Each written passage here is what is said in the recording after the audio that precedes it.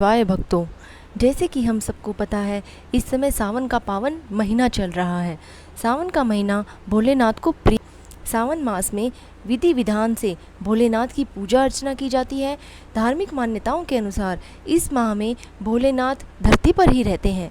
भगवान शिव अपने भक्तों से बहुत जल्दी प्रसन्न हो जाते हैं। भगवान शिव की शरण में जो भी आता है, भगवान शिव उनके सभी कष्टों को दूर करते हैं। इसीलिए सभी जनों को चाहिए कि वो शिव शंभू की कृपा पाने के लिए उनका भजन कीर्तन व उनकी महिमा का गुणगान करें।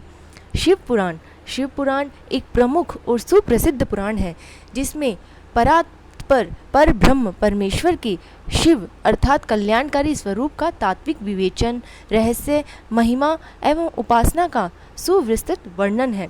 भगवान शिव मात्र पौराणिक देवता ही नहीं, अपितु वे पंच देवों में प्रधान अनादि सिद्ध परमेश्वर हैं एवं निगमागमन आदि सभी शास्त्रों में महिमा मंडित महादेव हैं।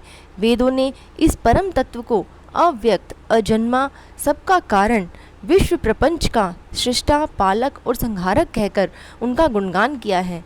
श्रुतियों ने सदाशिव को स्वयंभू, शांत, प्रपंचातीत, परात्पर, परम तत्व, ईश्वरों के भी परम महेश्वर कहकर स्तुति की है। शिव का अर्थ ही है कल्याण स्वरूप और कल्याण प्रदाता। परम ब्रह्म के इस कल्याण रूप की उपासना उच्च कोटि के सिद्धों, आत्म कल्याणकामी साधकों एवं सर्वसाधारण आस्तिक जनों सभी के लिए परम मंगलमय, परम कल्याणकारी, सर्व सिद्धिदायक और सर्वश्रेष्ठकर है। शास्त्रों में उल्लेख मिलता है कि देव, धनुज, ऋषि, महर्षि, योगेंद्र, ज्ञानेंद्र, मुनिंद्र, सिद्ध, गंधर्व ही नहीं अपितु ब्रह्मा विष्णु तक इन महादेव की उपासना करते हैं। भगवान श्री राम एवं श्री कृष्ण के तो ये परम आराध्य ही हैं। आइए अब शिव पुराण के महात्म्य का वर्णन सुनते हैं। श्री शौनक जी ने पूछा, महाज्ञानी सूत जी, आप संपूर्ण सिद्धांतों के ज्ञाता हैं। प्रभु, मुझसे पुराणों की कथाओं के सार तत्व का विशेष रूप से वर्णन कीजिए। ज्ञान और वैराग्य सहित भक्ति से प्राप्त होने वाले विवेक की वृद्धि कैसे होती है तथा साधक पुरुष किस प्रकार अपने काम, क्रोध आदि मानसिक विकारों का निवारण करते हैं। इस घोर कलिकाल में जीवन प्राय आसुरी स्वभाव के हो गए हैं। उस जीव समुदाय को शुद्ध बनाने के लिए सर्वश्रेष्ठ उपाय क्या है? आप इस समय मुझे ऐसा कोई शाश्वत साधन बताइए जो कल्याणकारी वस्तुओं में भी सबसे उत्कृष्ट एवं परम मंगलमय हो तथा पवित्र करने वाले उपायों में भी सर्वोत्तम पवित्र कारक उपाय हो। तात वह साधक ऐसा हो जिसके अनुष्ठान से शीघ्र ही अंतकरण की विशेष शुद्धि हो जाए और उससे निर्मल चित्त वाले पुरुषों को सदा के लिए शिव की प्राप्ति हो जाए। श्री सूत जी ने कहा, मुनिश्रेष्ठ शौनक, तुम धन्य हो, क्योंकि तुम्हारे हृदय में पुराण कथा सुनने का विशेष प्रेम एवं लालसा है। इसीलिए मैं शुद्ध बुद्धि से विचार कर तुमसे परम उत्तम शास्त्र का वर्णन करता हूँ। वत्स, वह संपूर्ण शास्त्रों के सिद्धांतों से संपन्न, भक्ति आदि को बढ़ाने वाला एवं भगवान शिव को संतुष्ट करने वाला है।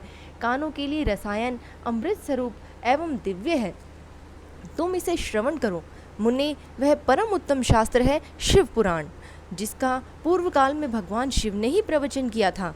यह काल रूपी सर्प से प्राप्त होने वाले महान त्रास का विनाश करने वाला उत्तम साधक है। गुरुदेव व्यास ने संत कुमार मुनि का उपदेश पाकर बड़े आनंद से संक्षेप में ही इस पुराण का प्रतिपादन किया है।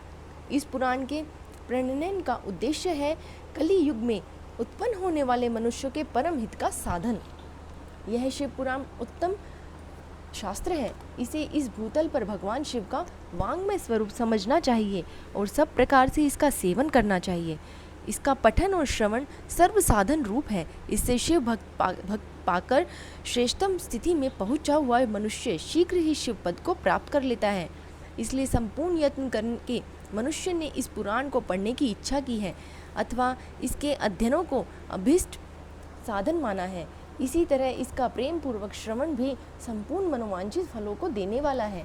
भगवान शिव के इस पुराण को सुनने से मनुष्य सब पापों से मुक्त हो जाता है तथा इस जीवन में बड़े बड़े उत्कृष्ट भोगों का उपभोग करके अंत में शिवलोक को प्राप्त कर लेता है। यह शिव पुराण नामक ग्रंथ 24,000 श्लोकों से युक्त है। इसकी 7 संहिताएं हैं। मनुष्य को चाहिए कि वह भक्ति, ज्ञान और वैराग्य से संपन्न हो, बड़े आदर से इसका श्रवण करे। 7 संहिताओं से युक्त यह दिव्य शिव पुराण परम ब्रह्म परमात्मा के समान विराजमान है और सबसे उत्कृष्ट गति प्रदान करने वाला है। जो निरंतर अनुसंधान पूर्वक इस शिव पुराण को वाचता है अथवा नित्य प्रेम पूर्वक इसका पाठ मात्र करता है, वह पुण्यात्मा है, इसमें संशय नहीं है। जो उत्तम बुद्धि वाला पुरुष अंतकाल में भक्ति पूर्वक इस पुराण को सुनता है, उस पर अत्यंत प्रसन्न हुए भगवान महेश्वर उसे अपना पद, अपना धाम प्रदान करते हैं। जो प्रतिदिन आदर पूर्वक इस शिव पुराण का पूजन करता है, वह इस संसार में संपूर्ण भोगों को भोग कर अंत में भगवान शिव के पद को प्राप्त कर लेता है। जो प्रतिदिन आलस्य रहित हो रेशमी वस्त्र आदि के वेष्टन से इस शिव पुराण का सत्कार करता है, वह सदा सुखी होता है। यह शिव पुराण निर्मल तथा भगवान शिव का सर्वस्व है। जो इहलोक और परलोक में भी सुख चाहता हो, उसे आदर के साथ प्रयत्न पूर्वक इसका सेवन करना चाहिए। यह निर्मल एवं उत्तम शिव पुराण धर्म, अर्थ, काम और मोक्ष रूप चारों पुरुषार्थों को देने वाला है। अतः सदा प्रेम पूर्वक इसका श्रवण एवं विशेष पाठ करना चाहिए। श्री शौनक जी ने कहा, महाभाग सूत जी, आप धन्य हैं, परमार्थ तत्व के ज्ञाता हैं। आपने कृपा करके हम लोगों को यह बड़ी अद्भुत एवं दिव्य कथा सुनाई है। भूतल पर इस कथा के समान कल्याण का सर्वश्रेष्ठ साधन दूसरा कोई नहीं है। यह बात हमने आज आपकी कृपा से निश्चय पूर्वक समझ ली। सूत जी, कलियुग में इस कथा के द्वारा कौन कौन से पापी शुद्ध होते हैं, उन्हें कृपा पूर्वक बताइए और इस जगत को कृतार्थ कीजिए। सूत जी बोले, मुने, जो मनुष्य पापी, दुराचारी, खल तथा काम क्रोध आदि में निरंतर डूबे रहने वाले हैं, वे भी इस पुराण के श्रवण पठन से अवश्य ही शुद्ध हो जाते हैं। इसी विषय में जानकर मुनि इस प्राचीन इतिहास का उदाहरण दिया करते हैं, जिसके श्रवण मात्र से पापों का पूर्णतः नाश हो जाता है। पहले की बात है, कहीं किरातों के नगर में एक ब्राह्मण रहता था, जो ज्ञान में अत्यंत दुर्बल, दरिद्र, रस बेचने वाला तथा वैदिक धर्म से विमुख था। वह स्नान संध्या आदि कर्मों से भ्रष्ट हो गया था और वैश्यावृत्ति में तत्पर रहता था। उसका नाम था देवराज। वह अपने ऊपर विश्वास करने वाले लोगों को ठगा करता था। उसने ब्राह्मणों, क्षत्रियों, वैश्यों, शूद्रों और दूसरों को भी अनेक बहानों से मारकर उनका धन हड़प लिया था, परंतु उस पापी का थोड़ा सा भी धन कभी धर्म के काम में नहीं लगा था। वह वेश्यागामी तथा सब प्रकार से आचार भ्रष्ट था। एक दिन घूमता घूमता वह देवयोग से प्रतिष्ठानपुर अर्थात झूसी प्रयाग में जा पहुंचा। वहां उसने एक शिवालय देखा, जहां बहुत से साधु महात्मा इकट्ठे हुए थे। देवराज उस शिवालय में ठहर गया, किंतु वहां उस ब्राह्मण को ज्वर आ गया। उस ज्वर से उसको बड़ी पीड़ा होने लगी। वहां एक ब्राह्मण देवता शिव पुराण की कथा सुना रहे थे। ज्वर में पड़ा हुआ देवराज ब्राह्मणों के मुखारविंद से निकली हुई उस शिव कथा को निरंतर सुनता रहा। 1 मास के बाद वह ज्वर से अत्यंत पीड़ित होकर चल बसा। यमराज के दूत आए और उसे पाशों से बांधकर बलपूर्वक यमपुरी में ले गए। इतने में ही शिवलोक से भगवान शिव के पार्षदगण आ गए। उनके गौर अंग कर्पूर के समान उज्जवल थे, हाथ त्रिशूल से सुशोभित हो रहे थे। उनके संपूर्ण अंग भस्म से उद्भासित थे और रुद्राक्ष की माला उनके शरीर की शोभा बढ़ा रही थी। वे सब के सब क्रोधपूर्वक यमपुरी में गए और यमराज के दूतों को मार पीट कर बारंबार धमकाकर उन्हें देवराज को उनके चंगुल से छुड़ा लिया और अत्यंत अद्भुत विमान पर बिठाकर जब वे शिवदूत कैलाश जाने को उद्यत हुए, उस समय यमपुरी में बड़ा भारी कोलाहल मच गया। उस कोलाहल को सुनकर धर्मराज अपने भवन से बाहर आए। साक्षात दूसरे रुद्रों के समान प्रतीत होने वाले उन चारों दूतों को देखकर धर्मज्ञ धर्मराज ने उनका विधि पूर्वक पूजन किया और ज्ञान दृष्टि से देखकर सारा वृतांत जान लिया।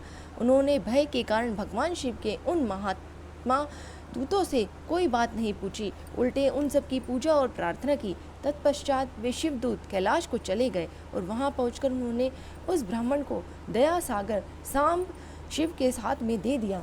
शौनक जी ने कहा, महाभाग सूत जी, आप सर्वज्ञ हैं। महामते, आपके कृपा प्रसाद से मैं बारंबार कृतार्थ हुआ। इस इतिहास को सुनकर मेरा मन अत्यंत आनंद से निमग्न हो रहा है। अतः अब भगवान शिव में प्रेम बढ़ाने वाले शिव संबंधी दूसरी कथा को भी कही। श्री सूत जी बोले, शौनक सुनो, मैं तुम्हारे सामने गोपनीय कथा वस्तु का भी वर्णन करूंगा, क्योंकि तुम शिव भक्तों में अग्रगण्य और वेद वेताओं में श्रेष्ठ हो। समुद्र के निकटवर्ती प्रदेश में एक वाशकल नामक ग्राम है, जहाँ वैदिक धर्म से विमुख महापापी द्विज निवास करते हैं। वे सब के सब बड़े दुष्ट हैं। उनका मन दूषित विषय भोगों में ही लगा रहता है। वे ना देवताओं पर विश्वास करते हैं, ना भाग्य पर। वे सभी कुटिल वृत्ति वाले हैं, किसानी करते हैं और भांति भांति के घातक अस्त्र शस्त्र रखते हैं। वे व्यभिचारी और खल हैं। ज्ञान, वैराग्य तथा सद्धर्म का सेवन ही मनुष्य के लिए परम पुरुषार्थ है। इस बात को वे बिल्कुल नहीं जानते। वे सभी पशु बुद्धि वाले हैं। जहाँ के द्विज ऐसे हों, वहाँ के अन्य वर्णों के विषय में क्या कहा जाए। अन्य वर्णों के लोग भी उन्हीं की भांति पूछ सकती विचार रखने वाले हैं। सर्वधर्म विमुख और खल हैं। वे सदा कुकर्म में लगे रहते हैं और नित्य विषय भागों में ही डूबे रहते हैं। वहाँ की सब स्त्रियाँ भी कुटिल स्वभाव की, स्वेच्छाचारिणी, पापासक्त, कुत्सित विचार वाली और व्यभिचारिणी हैं। वे सद्व्यवहार तथा सदाचार से सर्वथा शून्य हैं। इस प्रकार वहाँ दुष्टों का ही निवास है। उस वाशकल नामक ग्राम में किसी समय एक बिंदुक नामधारी ब्राह्मण रहता था। वह बड़ा अधम था, दुरात्मा और महापापी था।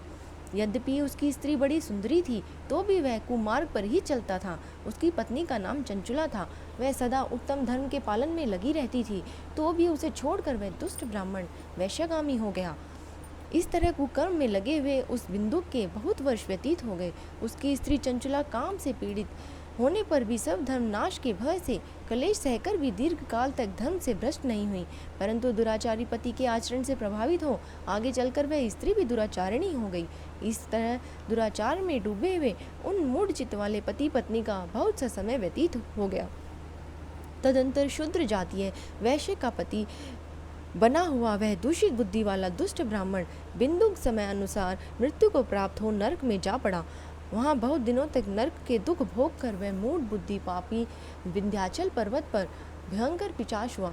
इधर उस दुराचारी पति बिंदुक के मर जाने पर वह मूढ़ हृदय चंचुला बहुत समय तक पुत्रों के साथ अपने घर में ही रही। एक दिन देवयोग से किसी पुण्य पर्व के आने पर वह स्त्री भाई बंधुओं के साथ गोकर्ण क्षेत्र में गई।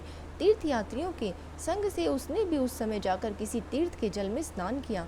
फिर वह साधारणतया बुद्धि बंधुजनों के साथ यत्र तत्र घूमती रही।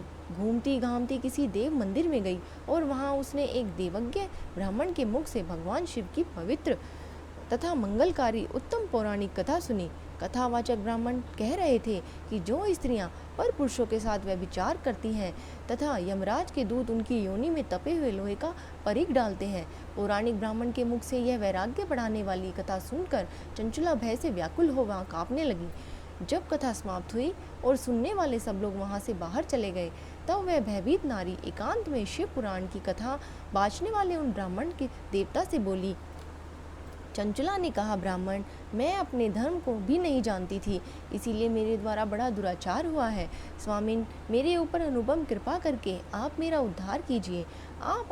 आज आपके वैराग्य रस से ओतप्रोत इस प्रवचन को सुनकर मुझे बड़ा भय लग रहा है। मैं काँप उठी हूँ और मुझे इस संसार से वैराग्य हो गया है।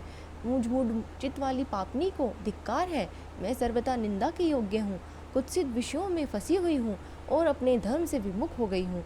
हाय, ना जाने किस किस घोर कष्टदायक दुर्गति में मुझे पड़ना पड़ेगा और वहाँ कौन बुद्धिमान पुरुष को मार्ग से मन लगाने वाली मुझ पापनी को साथ देगा। मनुष्य का मृत्यु काल में उन भयंकर दूतों से मैं कैसे देखूंगी, जब वे बलपूर्वक मेरे गले में फंदे डालकर मुझे बांधेंगे, तब मैं कैसे धीरज धारण कर सकूंगी। नरक में जब मेरे शरीर के टुकड़े टुकड़े किए जाएंगे, उस समय विशेष दुख देने वाली उस महायातना को मैं कैसे सह सकूंगी। हाय, मैं मारी गई, मैं जल गई, मेरा हृदय विदीर्ण हो गया और मैं सब प्रकार से नष्ट हो गई, क्योंकि मैं हर तरह से पाप में ही डूबी रही हूँ। ब्राह्मण, आप भी मेरे गुरु हैं, आप ही मेरी माता हैं और आप ही पिता हैं। आपकी शरण में आई हुई मुझ दीन अबला का आप ही उद्धार कीजिए। सूत जी कहते हैं, शौनक, इस प्रकार खेद और वैराग्य से युक्त हुई चंचला ब्राह्मण देवता के दोनों चरणों में गिर पड़ी। तब उन बुद्धिमान ब्राह्मण ने कृपा पूर्वक उसे उठाया और इस प्रकार कहा। ब्राह्मण बोले, नारी, सौभाग्य की बात है कि भगवान शंकर की कृपा से शिव पुराण की इस वैराग्य युक्त कथा को सुनकर तुम्हें समय पर चेत हो गया है। ब्राह्मण पत्नी, तुम डरो मत, भगवान शिव की शरण में जाओ। शिव की कृपा से सारा पाप तत्काल नष्ट हो जाता है। मैं तुमसे भगवान शिव की कीर्तन कथा से युक्त उस परम वस्तु का वर्णन करूंगा जिससे तुम्हें सदा सुख देने वाली उत्तम गति प्राप्त होगी। शिव की उत्तम कथा सुनने से ही तुम्हारी बुद्धि इस प्रकार पश्चाताप से युक्त और शुद्ध हो गई है, साथ ही तुम्हारे मन में विषयों के प्रति वैराग्य हो गया है। पश्चाताप ही पाप करने वाले पापियों के लिए सबसे बड़ा प्रायश्चित होता है। सत्पुरुषों ने सबके लिए पश्चाताप को ही समस्त पापों का शोधक बताया है। पश्चाताप से ही पापों की शुद्धि होती है।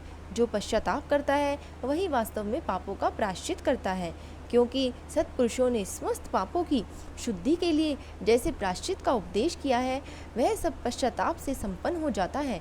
जो पुरुष विधिपूर्वक प्रायश्चित करके निर्भय हो जाते हैं पर अपने कुकर्म के लिए पश्चाताप नहीं करते, उसे प्राय उत्तम गति नहीं प्राप्त होती। परंतु जिसने अपने कुकृत्य पर हार्दिक पश्चाताप होता है, वह अवश्य उत्तम गति का भागी होता है, इसमें संशय नहीं। इस शिव पुराण की कथा सुनने से जैसे चित्त शुद्धि होती है, वैसी दूसरे उपायों से नहीं होती। जैसे दर्पण साफ करने पर निर्मल हो जाता है, उसी प्रकार इस शिव पुराण की कथा से चित्त अत्यंत शुद्ध हो जाता है, इसमें संशय नहीं है। मनुष्य के शुद्ध चित्त में जगदम्बा पार्वती सहित भगवान शिव विराजमान रहते हैं। इसे वह विशुद्ध आत्मा पुरुष श्री शाम सदा शिव के पद को प्राप्त होते हैं। इस उत्तम कथा का श्रवण समस्त मनुष्य के लिए कल्याण का बीज है। अतः यथोचित मार्ग से इसकी आराधना अथवा सेवा करनी चाहिए। यह भव बंधन रूपी रोग का नाश करने वाली है। भगवान शिव की कथा को सुनकर फिर अपने हृदय में उसका मनन और निधिध्यान करना चाहिए। इससे पूर्णतया चित्त शुद्धि हो जाती है। चित्त शुद्धि होने से महेश्वर की भक्ति अपने दोनों पुत्रों ज्ञान और वैराग्य के साथ निश्चय ही प्रकट होती है। तत्पश्चात महेश्वर के अनुग्रह से दिव्य मुक्ति प्राप्त होती है, इसमें संशय नहीं है। जो मुक्ति से वंचित है उसे पशु समझना चाहिए, क्योंकि जिस उसका चित्त माया के बंधन में आसक्त है, वह निश्चय ही संसार बंधन से मुक्त नहीं हो पाता। ब्राह्मण पत्नी, इसलिए तुम विषयों से मन को हटा लो और भक्तिभाव से भगवान शंकर की इस परम पावन कथा को सुनो। परमात्मा शंकर की इस कथा को सुनने से तुम्हारे चित्त की शुद्धि होगी और इससे तुम्हें मोक्ष की प्राप्ति हो जाएगी। जो निर्मल चित्त से भगवान शिव के चरणारविंदों का चिंतन करता है, उसकी एक ही जन्म में मुक्ति हो जाती है। यह मैं तुमसे सत्य सत्य कहता हूँ। सूत जी कहते हैं, शौनक, इतना कहकर वे श्रेष्ठ शिव भक्त ब्राह्मण चुप हो गए। उनका हृदय करुणा से आर्द्र हो गया था। वे शुद्ध चित्त महात्मा भगवान शिव के ध्यान में मग्न हो गए। तदंतर बिंदु की पत्नी चंचला मन ही मन प्रसन्न हो उठी। ब्राह्मण का उक्त उपदेश सुनकर उसके नेत्र में आनंद के आंसू छलक आए थे। वह ब्राह्मण पत्नी चंचला हर्षवर्धे हृदय से उन श्रेष्ठ ब्राह्मण के दोनों चरणों में गिर पड़ी और हाथ जोड़कर बोली, मैं कृतार्थ हो गई। तत्पश्चात उठकर वैराग्य युक्त उत्तम बुद्धि वाली वह स्त्री, जो अपने पापों के कारण आतंकित थी, उन महान शिव भक्त ब्राह्मण से हाथ जोड़कर गदगद वाणी में बोली। चंचला ने कहा, ब्राह्मण, शिव भक्तों में श्रेष्ठ स्वामी आप धन्य हैं, परमादर्शी और हैं और सदा परोपकार में ही लगे रहते हैं, इसलिए श्रेष्ठ साधु पुरुषों में प्रशंसा के योग्य है। साधो, मैं नर्क के समुद्र में गिर रही हूँ, आप मेरा उद्धार कीजिए, कृपा उद्धार कीजिए। पौराणिक अर्थ तत्व से संपन्न जिस सुंदर शिव पुराण की कथा को सुनकर मेरे मन में संपूर्ण विषयों से वैराग्य उत्पन्न हो गया, उसी इस शिव पुराण को सुनने के लिए इस समय मेरे मन में बड़ी श्रद्धा हो रही है। सूत जी कहते हैं, ऐसा कहकर हाथ जोड़कर उनका अनुग्रह पाकर चंचला उस शिव पुराण की कथा को सुनने की इच्छा मन में लिए उन ब्राह्मण देवता की सेवा में तत्पर हो वहाँ रहने लगी। तदंतर शिव भक्तों में श्रेष्ठ और शुद्ध बुद्धि वाले उन ब्राह्मण देव ने उसी स्थान पर उस स्त्री को शिव पुराण की उत्तम कथा सुनाई। इस प्रकार उस गोकर्ण नामक महाक्षेत्र में उन्हीं श्रेष्ठ ब्राह्मण से उसने शिव पुराण की वह परम उत्तम कथा सुनी, जो भक्ति, ज्ञान और वैराग्य को बढ़ाने वाली तथा मुक्ति देने वाली है। उस परम उत्तम कथा को सुनकर वह ब्राह्मण पत्नी अत्यंत कृतार्थ हो गई। उनका चित्त शीघ्र ही शुद्ध हो गया। फिर भगवान शिव के अनुग्रह से उनके हृदय में शिव के सद्गुण रूप का चिंतन होने लगा। इस प्रकार उसने भगवान शिव में लगी रहने वाली उत्तम बुद्धि पाकर शिव के सच्चिदानंदमय स्वरूप का बारंबार चिंतन आरंभ किया। तत्पश्चात समय के पर पूरे होने पर भक्ति, ज्ञान और वैराग्य से युक्त हुई चंचला ने अपने शरीर को बिना किसी कष्ट के त्याग दिया। इतने में ही त्रिपुर शत्रु भगवान शिव का भेजा हुआ एक दिव्य विमान द्रुत गति से वहां पहुंचा, जो अपने गणों से युक्त और भांति भांति के शोभा साधनों से संपन्न था। चंचला उस विमान पर आरूढ़ हुई और भगवान शिव के श्रेष्ठ पार्षदों ने उसे तत्काल शिवपुरी में पहुंचा दिया। उसके सारे मल धुल चुके थे। वह दिव्य रूप धारिणी दिव्यांगना हो गई थी। उसके दिव्य अवयव उसकी शोभा बढ़ाते थे। मस्तक पर अर्धचंद्र का मुकुट धारण किए वह गौरांगी देवी शोभाशाली दिव्य आभूषणों से विभूषित थी। शिवपुरी में पहुंचकर उसने सनातन देवता त्रिनेत्रधारी महादेव जी को देखा। सभी मुख्य देवता उनकी सेवा में खड़े थे। गणेश, भृंगी, नंदीश्वर तथा वीरभद्रेश्वर आदि उनकी सेवा में उत्तम भक्ति भाव से उपस्थित थे। उनकी अंग कांति करोड़ों सूर्यों के समान प्रकाशित हो रही थी। कंठ में नील चिन्ह शोभा पाता था। 5 मुख और प्रत्येक मुख में 3-3 नेत्र थे। मस्तक पर अर्धचंद्रमाकार मुकुट शोभा देता था। उन्होंने अपने वामांग भाग में गौरी देवी को बिठा रखा था, जो विद्युत पुंज के समान प्रकाशित थी। गौरीपति महादेव जी की कांति कपूर के समान गौर थी। उनका सारा शरीर श्वेत भस्म से भासित था। शरीर पर श्वेत वस्त्र शोभा पा रहे थे। इस प्रकार परम उज्ज्वल भगवान शंकर का दर्शन करके वह ब्राह्मण पत्नी चंचला बहुत प्रसन्न हुई। अत्यंत प्रीति युक्त होकर उसने बड़ी उतावली के साथ भगवान को बारंबार प्रणाम किया। फिर हाथ जोड़कर वह बड़े प्रेम, आनंद और संतोष से युक्त हो विरत भाव से खड़ी हो गई। उसके नेत्रों से आनंद अश्रुओं की अविरल धारा बहने लगी तथा संपूर्ण शरीर में रोमांच हो गया। उस समय भगवती पार्वती और भगवान शंकर ने उसे बड़ी करुणा के साथ अपने पास बुलाया और सौम्य दृष्टि से उसकी ओर देखा। पार्वती जी, जो दिव्य रूप धारिणी बिंदुग प्रिया चंचला को प्रेम पूर्वक अपनी सखी बना लिया, वह उस परमानंद घन ज्योति स्वरूप सनातन धाम में अविचल निवास पाकर दिव्य सौख्य से संपन्न हो अक्षय सुख का अनुभव करने लगी।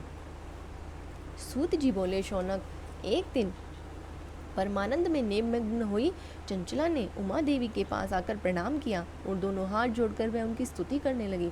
चंचला बोली, गिरिजा नंदिनी स्कंद माता उमे, मनुष्य ने सदा आपका सेवन किया है। समस्त सुखों को देने वाली शंभु प्रिय आप ब्रह्म स्वरूपिणी हैं। विष्णु और ब्रह्मा आदि देवताओं द्वारा सेव्य हैं। आप ही सगुणा और निर्गुणा हैं तथा आप ही सूक्ष्मा सच्चिदानंद स्वरूपिणी आज्ञा प्रकृति है। आप ही संसार की सृष्टि, पालन और संहार करने वाली हैं। तीनों गुणों का आश्रय ही आप ही है। ब्रह्मा, विष्णु और महेश्वर इन तीनों देवताओं का आवास स्थान तथा उत्तम प्रतिष्ठा करने वाली पराशक्ति आप ही हैं।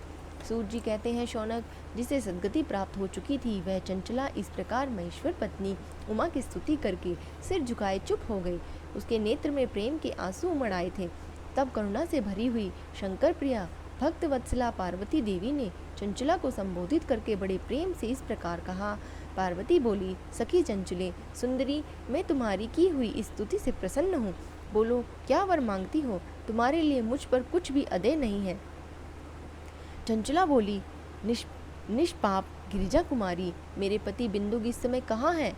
उनकी कैसी गति हुई यह मैं नहीं जानती। कल्याणमयी दीन वत्सले, मैं अपने उन पतिदेव से जिस प्रकार संयुक्त हो सकूं वैसा ही उपाय कीजिए।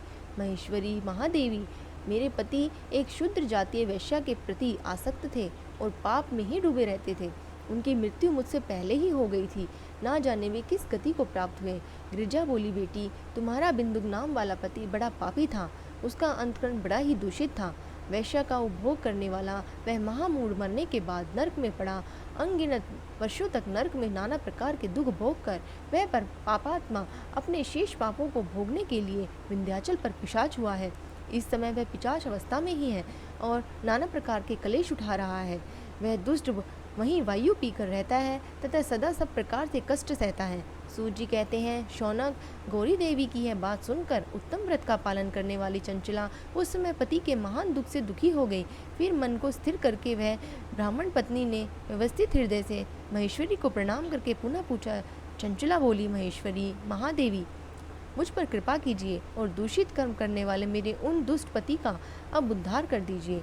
देवी, कुत्सित बुद्धि वाले मेरे उस पापात्मा पति को किस उपाय से उत्तम गति प्राप्त हो सकती है, वह शीघ्र बताइए, आपको नमस्कार है। पार्वती जी ने कहा, तुम्हारा पति यदि शिव पुराण की पुण्यमयी उत्तम कथा सुने तो सारी दुर्गति पार करके वह उत्तम गति का भागी हो सकता है।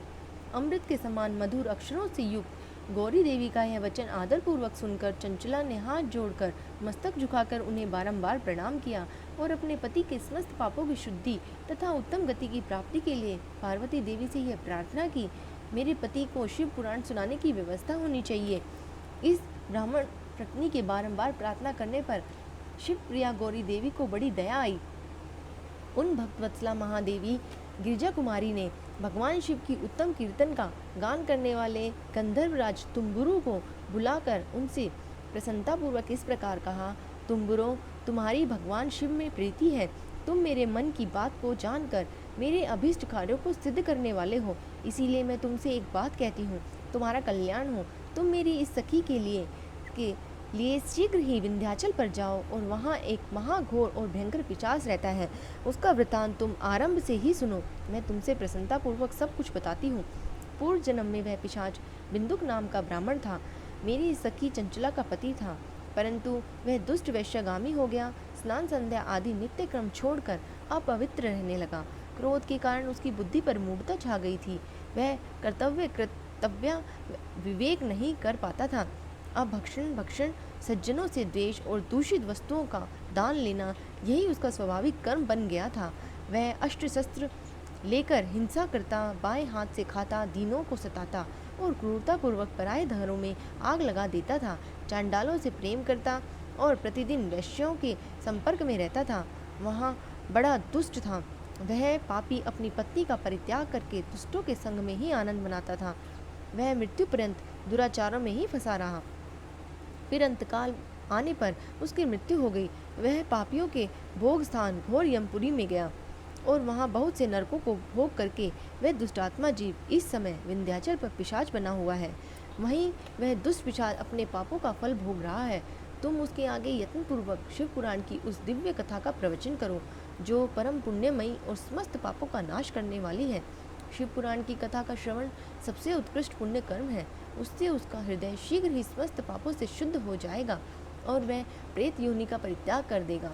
उस दुर्गति से मुक्त होने पर बिंदुक नामक पिशाच को मेरी आज्ञा से विमान पर बिठाकर तुम भगवान शिव के समीप ले आओ। सूत जी कहते हैं, शौनक, महेश्वरी उमा के इस प्रकार उपदेश देने पर गंधर्वराज तुम्बुरु मन ही मन बड़े प्रसन्न हुए। उन्होंने अपने भाग्य की सराहना की। तत्पश्चात उस पिशाच की सती साध्वी पत्नी चंचला के साथ विमान पर बैठकर नारद के प्रिय मित्र तुम्बुरु वेग पूर्वक विंध्याचल पर्वत पर गए, जहाँ वह पिशाच रहता था। वहाँ उन्होंने उस पिशाच को देखा। उसका शरीर विशाल था, टोड़ी बहुत बड़ी हुई थी। वह कभी हंसता, कभी रोता और कभी उछलता था। उसकी आकृति बड़ी विकराल थी। भगवान शिव की उत्तम कीर्तन का गान करने वाले महाबली तुम्बुरु ने उस अत्यंत भयंकर पिशाच को पाशों द्वारा बांध लिया। तदंतर तुम्बुरु ने शिव पुराण की कथा बाँचने का निश्चय करके महोत्सव युक्त स्थान और मंडप आदि की रचना की। इतने में ही संपूर्ण लोकों में बड़े वेग से यह प्रचार हो गया कि देवी पार्वती की आज्ञा से एक पिशाच का उद्धार करने के उद्देश्य से शिव पुराण की उत्तम कथा सुनाने के लिए तुम्बुरु विंध्याचल पर्वत पर गए हैं। फिर तो उस कथा को सुनने के लोभ से बहुत से देव ऋषि भी शीघ्र ही वहाँ आ पहुँचे। आदरपूर्वक शिव पुराण सुनने के लिए आए हुए लोगों का उस पर्वत पर बड़ा उद्भुत और कल्याणकारी समाज जुट गया। फिर तुम्बुरु ने उस पिशाच को पाशों से बांधकर आसन पर बिठाया और हाथों से वीणा लेकर गौरी पति की कथा का गान शुरू कर दिया। पहली अर्थात विंध्येश्वर संहिता से लेकर 7वीं वायु संहिता तक महात्मन सहित शिव पुराण की कथा का उन्होंने स्पष्ट वर्णन किया। सातों संहिताओं सहित शिव पुराण का आदरपूर्वक श्रवण करके वे सभी श्रोता पूर्णतः कृतार्थ हो गए। उस परम पुण्यमय शिव पुराण को सुनकर उस पिशाच ने अपने सारे पापों को धोकर उस पैशाचिक शिव शरीर को त्याग दिया। फिर तो शीघ्र ही उसका रूप दिव्य हो गया। अंग कांति गौण वर्ण की हो गई। शरीर पर श्वेत वस्त्र तथा सब प्रकार के पुरुषोचित आभूषण उसके अंगों को उद्भासित करने लगे। वह त्रिनेत्रधारी चंद्रशेखर रूप हो गया। इस प्रकार दिव्य देहधारी होकर श्रीमान बिंदु अपनी प्राण वल्लभा चंचला के साथ स्वयं भी पार्वती वल्लभ भगवान शिव का गुणगान करने लगा। उसकी स्त्री को इस प्रकार दिव्य रूप से सुशोभित देख वे सभी देव ऋषि बड़े विस्मित हुए। उनका चित्त परमानंद से परिपूर्ण हो गया। भगवान महेश्वर का वह अद्भुत चरित्र सुनकर वे सभी श्रोता परम कृतार्थ हो प्रेम पूर्वक श्री शिव का यशोगान करते हुए अपने अपने धाम को चले गए। दिव्य रूपधारी श्रीमान बिंदुक भी सुंदर विमान पर अपनी प्रियतमा के पास बैठकर सुखपूर्वक आकाश में स्थित हो बड़ी शोभा पाने लगे। तदंतर महेश्वर के सुंदर एवं मनोहर गुणगान का गान करते हुए वे अपनी प्रियतमा तथा तिम्बरू के साथ शीघ्र ही शिवधाम में जा पहुँचे। वहाँ भगवान महेश्वर तथा पार्वती देवी ने प्रसन्नतापूर्वक बिंदु का बड़ा सत्कार किया और उसे अपना पार्षद बना लिया। उसकी पत्नी चंचला पार्वती जी की सखी हो गई। उस घनीभूत ज्योति स्वरूप परमानंद सनातन धाम में अविचल निवास पाकर वे दोनों दंपति परम सुखी हो गए। शौनक जी कहते हैं, महाप्राज्ञ व्यास शिष्य सूत जी, आपको नमस्कार है। आप धन्य हैं, शिव भक्तों में श्रेष्ठ हैं। आपके महान गुण वर्णन करने योग्य हैं। अब आप कल्याणमय शिव पुराण के श्रवण की विधि बताइए, जिससे सभी श्रोताओं का संपूर्ण उत्तम फल की प्राप्ति हो सके। सूत जी ने कहा, मुने शौनक, अब मैं तुम्हें संपूर्ण फल की प्राप्ति के लिए शिव पुराण की श्रवण की विधि बताता हूँ। पहले किसी ज्योतिषी को बुलाकर दान मान से संतुष्ट करके अपने सहयोगी लोगों के साथ बैठकर बिना किसी विघ्न बाधा के कथा की समाप्ति होने तक उद्देश्य से शुद्ध मुहूर्त का अनुसंधान कराएं और प्रयत्नपूर्वक देश देश में स्थान स्थान पर यह संदेश भेजें कि हमारे यहाँ शिव पुराण की कथा होने वाली है। अपने कल्याण की इच्छा रखने वाले लोगों को उसे सुनने के लिए अवश्य पधारना चाहिए। कुछ लोग भगवान श्री हरि की कथा से बहुत दूर पड़ गए हैं। कितने ही स्त्री पुरुष शूद्र आदि भगवान शंकर के कथा कीर्तन से वंचित रहते हैं। उन सबको भी सूचना हो जाए, ऐसा प्रबंध करना चाहिए। देश देश में जो भगवान शिव के भक्त हैं तथा शिव कथा के कीर्तन और श्रवण के लिए उत्सुक हों, उन सबको आदरपूर्वक बुलवाना चाहिए और आए हुए लोगों का सब प्रकार से आदर सत्कार करना चाहिए। शिव मंदिर में, तीर्थ में, वन प्रांत में अथवा घर में शिव पुराण की कथा सुनने के लिए उत्तम स्थान का निर्माण करना चाहिए। केले के खंभों से सुशोभित एक ऊंचा कथा मंडप तैयार कराएं। उसे सब ओर से फल पुष्प आदि से तथा सुंदर चंदोवे से अलंकृत करें और चारों ओर ध्वजा पताका लगाकर तरह तरह के सामानों से सजाकर सुंदर शोभा संपन्न बना दे। भगवान शिव के प्रति सब प्रकार से उत्तम भक्ति करनी चाहिए। वही सब तरह से आनंद का विधान करने वाली है। परमात्मा भगवान शंकर के लिए दिव्य आसन का निर्माण करना चाहिए तथा कथावाचक के लिए भी एक ऐसा दिव्य आसन बनाना चाहिए जो उसके लिए सुखद हो सके। मुने नियम पूर्वक कथा सुनने वाले श्रोताओं के लिए भी यथा योग्य सुंदर स्थानों की व्यवस्था करनी चाहिए। अन्य लोगों के लिए साधारण स्थान ही रखना चाहिए। जिसके मुख से निकली हुई वाणी देहधारियों के लिए कामधेनु के समान अभिष्ट फल देने वाली होती है, उस पुराण वेता विद्वान वक्ता के लिए तुच्छ बुद्धि कभी नहीं करनी चाहिए। संसार में जन्म तथा गुणों के कारण बहुत से गुरु होते हैं, परंतु उन सब में पुराणों का ज्ञाता विद्वान ही परम गुरु माना गया है। पुराण वेता पवित्र, दक्ष, शांत, ईर्ष्या पर विजय आने वाले, साधु और दयालु होना चाहिए। ऐसा प्रवचन कुशल विद्वान इस पुराण में कथा को कहे। सूर्योदय से आरंभ करके 3:30 पहर तक उत्तम बुद्धि वाले विद्वान पुरुषों को शिव पुराण की कथा सम्यक रीति से बाँचनी चाहिए। मध्याह्न काल में 2 घड़ी तक कथा बंद रखनी चाहिए, जिससे कथा कीर्तन से अवकाश पाकर लोग मल मूत्र का त्याग कर सकें। कथा प्रारंभ के दिनों से 1 दिन पहले व्रत ग्रहण करने के लिए वक्ता को शौर करा लेना चाहिए। जिस दिन कथा हो रही हो उन दिनों प्रयत्नपूर्वक प्रातःकाल का सारा नित्य कर्म संक्षेप में कर लेना चाहिए। वक्ता के पास उसकी सहायता के लिए एक दूसरा ऐसा ही विद्वान स्थापित करना चाहिए, वह भी सब प्रकार के संशयों का निवृत्त करने में समर्थ और लोगों को समझाने में कुशल हो। कथा में आने वाले विघ्नों की निवृत्ति के लिए गणेश जी का पूजन करें। कथा के स्वामी भगवान शिव की तथा विशेषतः शिव पुराण की पुस्तक की भक्ति भाव से पूजा करें।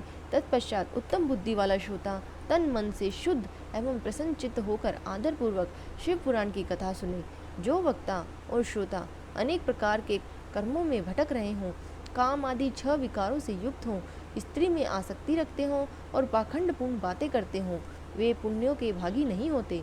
जो लौकिक चिंतन तथा धन, ग्रह और पुत्र आदि की चिंता को छोड़कर कथा में मन लगाए रहते हैं, उन शुद्ध बुद्धि पुरुषों को उत्तम फल की प्राप्ति होती है। जो श्रोता श्रद्धा और भक्ति से युक्त होते हैं, दूसरे कर्मों में मन नहीं लगाते और मौन, पवित्र और उद्वेग शून्य होते हैं, वे ही पुण्य के भागी होते हैं। सूत जी बोले, शौनक, अब शिव पुराण सुनने का व्रत लेने वाले पुरुषों के लिए जो नियम है उन्हें भक्ति पूर्वक सुनो। नियम पूर्वक इस श्रेष्ठ कथा को सुनने से बिना किसी विघ्न बाधा के उत्तम फल की प्राप्ति होती है। जो लोग दीक्षा से रहित हैं, उनका कथा श्रवण में अधिकार नहीं है। अतः उन्हें कथा सुनने की इच्छा रखने वाले सब लोगों को पहले वक्ता से दीक्षा ग्रहण करनी चाहिए। जो लोग नियम से कथा सुने, उनको ब्रह्मचर्य से रहना चाहिए। भूमि पर सोना, पत्तलों में खाना और प्रतिदिन कथा समाप्त होने पर ही अन्न ग्रहण करना चाहिए। जिससे शक्ति हो, वह पुराण की समाप्ति तक उपवास करके शुद्धता पूर्वक भक्ति भाव से उत्तम शिव पुराण को सुने। इस कथा का व्रत लेने वाले पुरुषों को प्रतिदिन एक ही बार हविष्यान भोजन करना चाहिए। जिस प्रकार से कथा श्रवण का नियम सुखपूर्वक सध सके, वैसे ही करना चाहिए। गरिष्ठ अन्न, दाल, जला अन्न, सेम, मसूर, भाव दूषित तथा बासी खाने को खाकर कथाव्रती पुरुष कभी कथा को ना सुने। जिसने कथा का व्रत ले रखा हो, वह पुरुष प्याज, लहसुन, हींग, गाजर, मादक वस्तु और आमिष कही जाने वाली वस्तुओं का त्याग दे। कथा का व्रत लेने वाले पुरुष काम, क्रोध आदि 6 विकारों को, ब्राह्मणों की निंदा को तथा पतिव्रता और साधु संतों की निंदा को भी त्याग दे। कथाव्रती पुरुष प्रतिदिन सत्य, शौच, दया, मौन, सरलता, विनय तथा हार्दिक उदारता, इन सद्गुणों को सदा अपनाए रहे। श्रोता निष्काम हो या सकाम, वह नियम पूर्वक कथा सुने। सकाम पुरुष अपनी अभिष्ट कामनाओं को प्राप्त करता है और निष्काम पुरुष मोक्ष पा लेता है। दरिद्र, क्षय का रोगी, पापी, भाग्यहीन तथा संतान रहित पुरुष भी इस उत्तम कथा को सुने। काक, बांध्या आदि जो 7 प्रकार की दुष्ट स्त्रियां हैं, वे भी जिसका गर्भ गिर जाता हो, वह इन सभी को शिव पुराण की उत्तम कथा सुननी चाहिए। मुने, स्त्री हो या पुरुष, सबको यत्न पूर्वक विधि विधान से शिव पुराण की है उत्तम कथा सुननी चाहिए।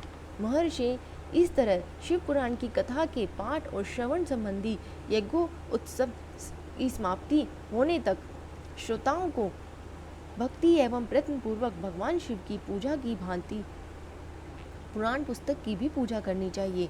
तदंतर विधि पूर्वक वक्ता का भी पूजन करना आवश्यक है। पुस्तक को आच्छादित करने के लिए नवीन एवं सुंदर बस्ता बनवाएं और उसे बांधने के लिए दृढ़ एवं दिव्य डोरी लगवाएं। फिर उसका विधिवत पूजन करें। मुनि श्रेष्ठ, इस प्रकार महान उत्सव के साथ पुस्तक और वक्ता की विधिवत पूजा करके वक्ता की सहायता के लिए स्थापित हुए पंडित का भी उसी के अनुसार धन आदि के द्वारा उससे कुछ ही कम सत्कार करें। वहाँ आए हुए ब्राह्मणों को अन्य धन आदि का दान करें। साथ ही गीत, वाद्य और नृत्य आदि के द्वारा महान उत्सव रचाएं। मुने, यदि श्रोता विरक्त हो तो उसके लिए कथा समाप्ति के दिन विशेष रूप से उस गीता का पाठ करना चाहिए जिसे श्री रामचंद्र जी के प्रति भगवान शिव ने कहा था। यदि श्रोता गृहस्थ हो तो उस बुद्धिमान को इस श्रवण कर्म की शांति के लिए शुद्ध हविष्य के द्वारा होम कराना चाहिए।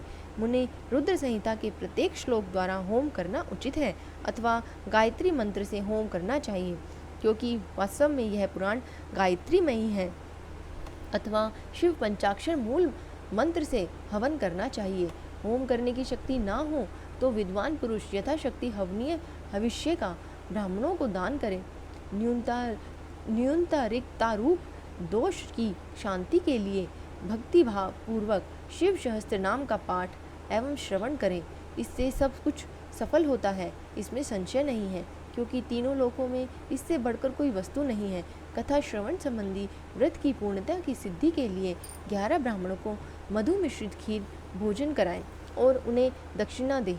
उन्हें यदि शक्ति हो तो 3 तोले सोने का एक सुंदर सिंहासन बनवाएं और उस पर उत्तम अक्षरों में लिखी हुई शिव पुराण की पोथी विधि पूर्वक स्थापित करें।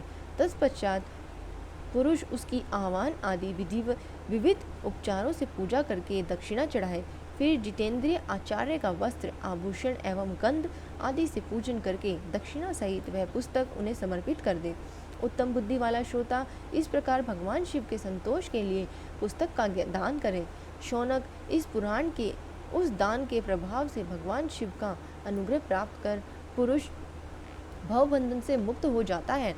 इस तरह विधि विधान का पालन करने पर श्री संपन्न शिव पुराण संपूर्ण फलों को देने वाला तथा भोग और मोक्ष को का दाता होता है। मुने, शिव पुराण का यह सार महात्म्य जो संपूर्ण अभिष्ट को देने वाला है मैंने तुम्हें कह सुनाया। अब और क्या सुनना चाहते हो? श्रीमान, श्री पुराण समस्त पुराणों के भाल का तिलक माना जाता है। यह भगवान शिव को अत्यंत प्रिय, रमणीय तथा भव रोग का निवारण करने वाला है।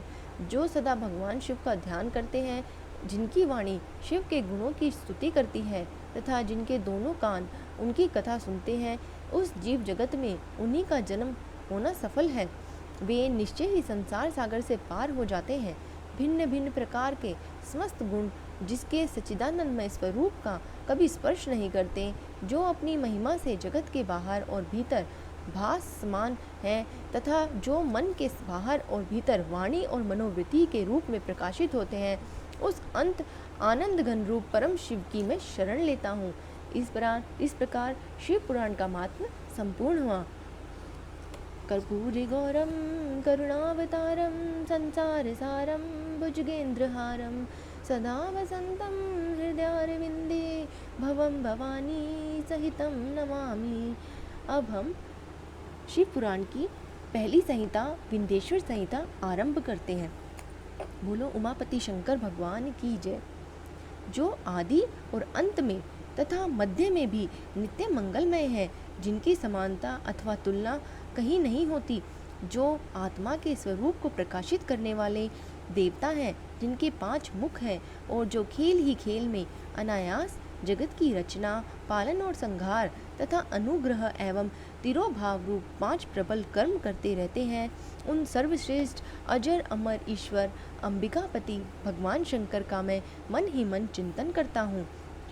व्यास जी कहते हैं, जो धर्म का महान क्षेत्र है और जहाँ गंगा यमुना का संगम हुआ है, उस परम पुण्य में प्रयाग में जो ब्रह्मलोक का मार्ग है, सत्य व्रत में तत्पर रहने वाले महातेजस्वी महाभाग महात्मा मुनियों ने एक विशाल यज्ञ का आयोजन किया। उस ज्ञान यज्ञ का समाचार सुनकर पौराणिक शिरोमणि व्यास शिष्य महामुनि सूत जी वहाँ मुनियों का दर्शन करने के लिए आए। सूत जी को आते देख वे सब मुनि उस समय हर्ष से खिल उठे और अत्यंत प्रसन्न चित्त से उन्होंने उनका विधिवत स्वागत सत्कार किया। तत्पश्चात वे प्रसन्न महात्माओं ने उनकी विधिवत स्तुति करके विनय पूर्वक हाथ जोड़कर उनसे इस प्रकार कहा, सर्वज्ञ विद्वान रोम हर्षण जी, आपका भाग्य बड़ा भारी है। इसी से आपने व्यास जी के मुख से अपनी प्रसन्नता के लिए ही संपूर्ण पुराण विद्या प्राप्त की है, इसीलिए आप आश्चर्य रूप कथाओं के भंडार हैं। ठीक उसी प्रकार जैसे रत्नाकार समुद्र बड़े बड़े सारभूत रत्नों का आगार है, तीनों लोकों में भूत वर्तमान और भविष्य तथा और भी जो कोई वस्तु है वह आपसे अज्ञात नहीं है। आप हमारे सौभाग्य से इस यज्ञ का दर्शन करने के लिए यहाँ पधार गए हैं और इसी व्याज से हमारा कुछ कल्याण करने वाले हैं, क्योंकि आपका आगमन निरर्थक नहीं हो सकता। हमने पहले भी आपसे शुभाशुभ तत्व का पूरा वर्णन सुना है, किंतु इससे तृप्ति नहीं होती, हमें उसे सुनने की बारंबार इच्छा होती है। उत्तम बुद्धि वाले सूत जी, इस समय हमें एक ही बात सुननी है। यदि आपका अनुग्रह हो तो गोपनीय होने पर भी आप उस विषय का वर्णन करें। घोर कलयुग आने पर मनुष्य पुण्य कर्म से दूर रहेंगे, दुराचार में फंस जाएंगे और सब के सब सत्य भाषण से मुंह फेर लेंगे, दूसरों की निंदा में तत्पर होंगे, पराये धन को हड़प लेने की इच्छा करेंगे, उनका मन पराई स्त्रियों में आसक्त होगा और वे दूसरे प्राणियों की हिंसा किया करेंगे, अपने शरीर को ही आत्मा समझेंगे, मूढ़ नास्तिक और पशु बुद्धि रखने वाले होंगे, पिता माता से द्वेष रखेंगे, ब्राह्मण लोभ रूपी ग्राहक के ग्रास बन जाएंगे, वेद बेचकर जीविका चलाएंगे, धन का उपार्जन करने के लिए ही विद्या का अभ्यास करेंगे और मद से मोहित रहेंगे, अपनी जाति के कर्म छोड़ देंगे, प्राय दूसरों को ठगेंगे, तीनों काल की संध्या उपासना से दूर रहेंगे और ब्रह्म ज्ञान से शून्य होंगे। समस्त क्षत्रिय भी सर्वधर्म का त्याग करने वाले होंगे, कुसंगी पापी और व्यभिचारी होंगे, उनमें शौर्य का अभाव होगा, वे कुत्सित चौर्य कर्म से जीविका चलाएंगे, शूद्रों का सा बर्ताव करेंगे और उनका चित्त काम का किंकर बना रहेगा। वैश्य संस्कार भ्रष्ट, सर्वधर्म त्यागी, कुमार्गी, धनोपार्जन परायण तथा नाप तोल में अपनी कुत्सित वृत्ति का परिचय देने वाले होंगे। इसी तरह शूद्र ब्राह्मण के आचार में तत्पर होंगे, उनकी आकृति उज्जवल होगी, अर्थात वे अपना कर्म धर्म छोड़कर उज्जवल वेशभूषा से विभूषित हो व्यर्थ घूमेंगे। वे स्वभावतः ही अपने धर्म का परित्याग करने वाले होंगे। उनके विचार धर्म के प्रति कूल होंगे, वे कुटिल और द्विज निंदक होंगे। यदि धनी हुए तो कुकर्म में लग जाएंगे, विद्वान हुए तो वाद विवाद करने वाले होंगे। अपने को कुलीन मानकर चारों वर्णों के साथ वैवाहिक संबंध स्थापित करेंगे, समस्त वर्णों को अपने संपर्क से भ्रष्ट करेंगे। वे लोग अपनी अधिकार सीमा से बाहर जाकर द्विजोचित सत्कर्मों का अनुष्ठान करने वाले होंगे। कलयुग की स्त्रियां प्राय सदाचार से भ्रष्ट और पति का अपमान करने वाली होंगी, सास ससुर से द्रोह करेंगी, किसी से वह नहीं मानेंगी, मलिन भोजन करेंगी, कुत्सित हाव भाव में तत्पर होंगी, उनका शील भाव बहुत बुरा होगा और वे अपने पति की सेवा से सदा ही विमुख रहेंगी। सूत जी, इस तरह जिनकी बुद्धि नष्ट हो गई है, जिन्होंने अपने धर्म का त्याग कर दिया है, ऐसे लोगों को इहलोक और परलोक में उत्तम गति कैसे प्राप्त होगी? इसी चिंता से हमारा मन सदा व्याकुल रहता है।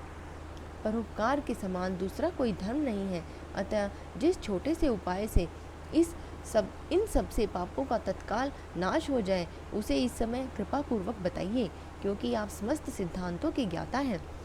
व्यास जी कहते हैं, उन भावितात्मा मुनियों की यह बात सुनकर सूत जी मन ही मन भगवान शंकर का स्मरण करके उनसे इस प्रकार बोले। सूत जी कहते हैं, साधु महात्माओं, आपने बहुत अच्छी बात पूछी है। आपका यह प्रश्न तीनों लोगों का हित करने वाला है। मैं गुरुदेव व्यास का स्मरण करके आप लोगों के स्नेहवश इस विषय का वर्णन करूंगा। आप आदरपूर्वक सुने। सबसे उत्तम जो शिव पुराण है, वह वेदांत का सारस्व है और वक्ता और श्रोता का समस्त पाप राशियों से उद्धार करने वाला है।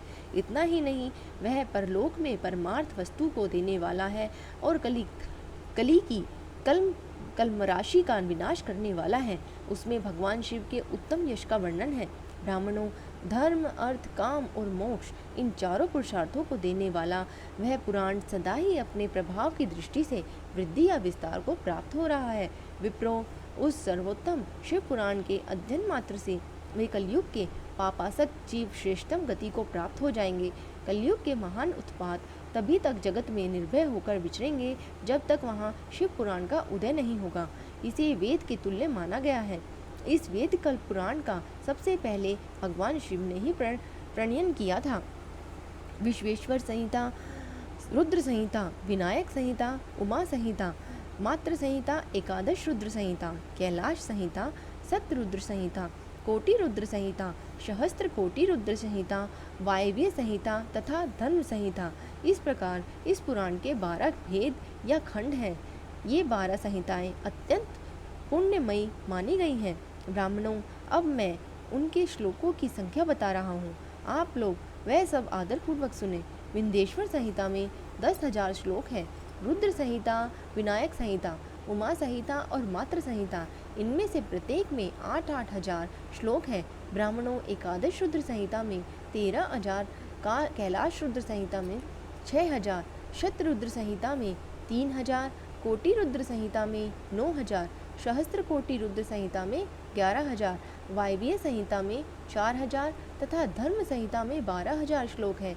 इस प्रकार मूल शिव पुराण की श्लोक संख्या 1 लाख है, परंतु व्यास जी ने इसे 24,000 श्लोकों में संक्षिप्त कर दिया है। पुराणों की क्रम संख्या के विचार से इस शिव पुराण का स्थान चौथा है। इसमें 7 संहिताएं हैं। पूर्व काल में भगवान शिव ने श्लोक संख्या की दृष्टि से 100 करोड़ श्लोकों का एक ही पुराण ग्रंथ ग्रंथित किया था। सृष्टि के आदि में निर्मित हुआ यह पुराण साहित्य अत्यंत विस्तृत है। फिर द्वापर आदि युगों में देवापन, व्यास आदि महर्षियों ने जब पुराण का 18 भागों में विभाजन कर दिया, उस समय संपूर्ण पुराणों का संक्षिप्त स्वरूप केवल 4 लाख श्लोकों का रह गया। उस समय उन्होंने शिव पुराण का 24,000 श्लोकों में प्रतिपादन किया। यही इसके श्लोकों की संख्या है। यह वेद तुल्य पुराण 7 संहिताओं में बटा हुआ है। इसकी पहली संहिता का नाम विंध्येश्वर संहिता है, दूसरी रुद्र संहिता समझनी चाहिए, तीसरी का नाम शतरुद्र संहिता, चौथी का कोटि रुद्र संहिता, पांचवी का उमा संहिता, छठी का कैलाश संहिता और सातवीं का नाम वायव्य संहिता है। इस प्रकार ये 7 संहिताएं मानी गई हैं। इन 7 संहिताओं से युक्त दिव्य शिव पुराण वेद के तुल्य, प्रामाणिक तथा सबसे उत्कृष्ट गति प्रदान करने वाला है। यह निर्मल शिव पुराण भगवान शिव के द्वारा ही प्रतिपादित है। इसे शैव शिरोमणि भगवान व्यास ने संक्षेप में संकलित किया है। यह समस्त जीव समुदाय के लिए उपकारक, त्रिविध तापों का नाश करने वाला, तुलना रहित और सत्पुरुषों को कल्याण प्रदान करने वाला है। इसमें वेदांत विज्ञान में प्रधान अथवा निष्काम धर्म का प्रतिपादन किया गया है। यह पुराण ईर्ष्या रहित अंतकरण वाले विद्वानों के लिए जानने की वस्तु है। इसमें श्रेष्ठ मंत्र समूहों का संकलन है तथा धर्म, अर्थ और काम इस वर्ग की प्राप्ति के साधन का ही वर्णन है। यह उत्तम शिव पुराण समस्त पुराणों में श्रेष्ठ है। वेद वेदांतों में वेद रूप के से विलसित परम वस्तु परमात्मा का इसमें गान किया गया है। जो बड़े आदर से इसे पढ़ता और सुनता है वह भगवान शिव का प्रिय होकर परम गति को प्राप्त कर लेता है। व्यास जी कहते हैं, सूत जी का यह वचन सुनकर वे सब महर्षि बोले, अब आप हमें वेदांत सार सर्वस्व रूप अद्भुत शिव पुराण की कथा सुनाइए। सूत जी ने कहा, आप सब महर्षि गण रोग शोक से रहित कल्याणमय भगवान शिव का स्मरण करके पुराण प्रवर शिव पुराण की जो वेद के सार तत्व से प्रकट हुआ है कथा सुनाइए। शिव पुराण में भक्ति, ज्ञान और वैराग्य इन तीनों का प्रीतिपूर्वक ज्ञान किया गया है और वेदांत वेद सदस्तुत का विशेष रूप से वर्णन है। इस वर्तमान कल्प में जब सृष्टि कर्म आरंभ हुआ था, उन दिनों 6 कुलों के महर्षि परस्पर वाद विवाद करते हुए कहने लगे, अमुक वस्तु सबसे उत्कृष्ट है और अमुक नहीं। उनके उस विवाद ने अत्यंत महान रूप धारण कर लिया। तब वे सब के सब अपनी शंका के समाधान के लिए सृष्टिकर्ता अविनाशी ब्रह्मा जी के पास गए और हाथ जोड़कर विनय भरी वाणी में बोले, प्रभु, आप संपूर्ण जगत को धारण पोषण करने वाले तथा समस्त कारणों के भी कारण हैं। हम यह जानना चाहते हैं कि संपूर्ण तत्वों से परे परात्पर पुराण पुरुष कौन है। ब्रह्मा जी ने कहा, जहाँ से मन स्थित वाणी उन्हें ना पाकर लौट आती है और जिनसे ब्रह्मा, विष्णु, रुद्र और इंद्र आदि से युक्त यह संपूर्ण जगत समस्त भूतों और इंद्रियों के साथ पहले प्रकट हुआ है, वे ही ये देवता महादेव सर्वज्ञ और संपूर्ण जगत के स्वामी हैं। ये ही सबसे उत्कृष्ट हैं। भक्ति से ही उनका साक्षात्कार होता है, दूसरे किसी उपाय से कहीं इनका दर्शन नहीं होता। रुद्र, हरि, हर और अन्य देवेश्वर सदा उत्तम भक्ति भाव से उनका दर्शन करना चाहते हैं। भगवान शिव में भक्ति होने से मनुष्य संसार बंधन से मुक्त हो जाता है। देवता के प्रसाद से उनमें भक्ति होती है और भक्ति से देवता का कृपा प्रसाद प्राप्त होता है। ठीक उसी प्रकार जैसे यहाँ अंकुर से बीज और बीज से अंकुर पैदा होता है, इसीलिए तुम सब ब्रह्म ऋषि भगवान शंकर का कृपा प्रसाद पाकर प्राप्त करने के लिए भूतल पर जाकर वहाँ सहस्त्रों वर्षों तक चालू रहने वाले एक विशाल यज्ञ का आयोजन करो। इन यज्ञपति भगवान शिव की ही कृपा से वेदोक्त विद्या के सारभूत साध्य साधन का ज्ञान होता है। शिव पद की प्राप्ति ही साध्य है, उनकी सेवा ही साधना है और उनके प्रसाद से जो नित्य नैमित्तिक आदि फलों की ओर से निष्प्रह होता है वही साधक है। वेदोक्त कर्म का अनुष्ठान करके उनके महान फल को भगवान शिव के चरणों में अर्पित कर देना ही परमेश्वर पद की प्राप्ति है। वही सालोक्य आदि के कर्म से प्राप्त होने वाली मुक्ति है। उन पुरुषों की भक्ति के अनुसार उन सबको उत्कृष्ट फल की प्राप्ति होती है। उस भक्ति के साधन अनेक प्रकार हैं, जिनका साक्षात महेश्वर ने ही प्रतिपादन किया है। उनसे सहारभूत साधन को संक्षिप्त करके मैं बता रहा हूँ। कान से भगवान के नाम, गुण और लीलाओं का श्रवण, वाणी द्वारा उनका कीर्तन और मन के द्वारा उनका मनन, इन तीनों का महान साधन कहा गया है। तात्पर्य यह है कि महेश्वर का श्रवण, कीर्तन और मनन करना चाहिए। यह श्रुति का वाक्य हम सबके लिए प्रमाणभूत है। इसी साधन से संपूर्ण मनोरथों की सिद्धि में लगे हुए आप लोग परम साध्य को प्राप्त हो।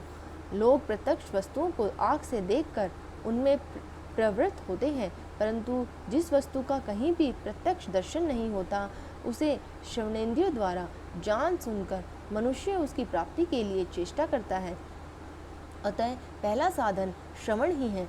इसके द्वारा गुरु के मुख से तत्वों को सुनकर श्रेष्ठ बुद्धि वाला विद्वान पुरुष अन्य साधन कीर्तन और मनन की सिद्धि करे।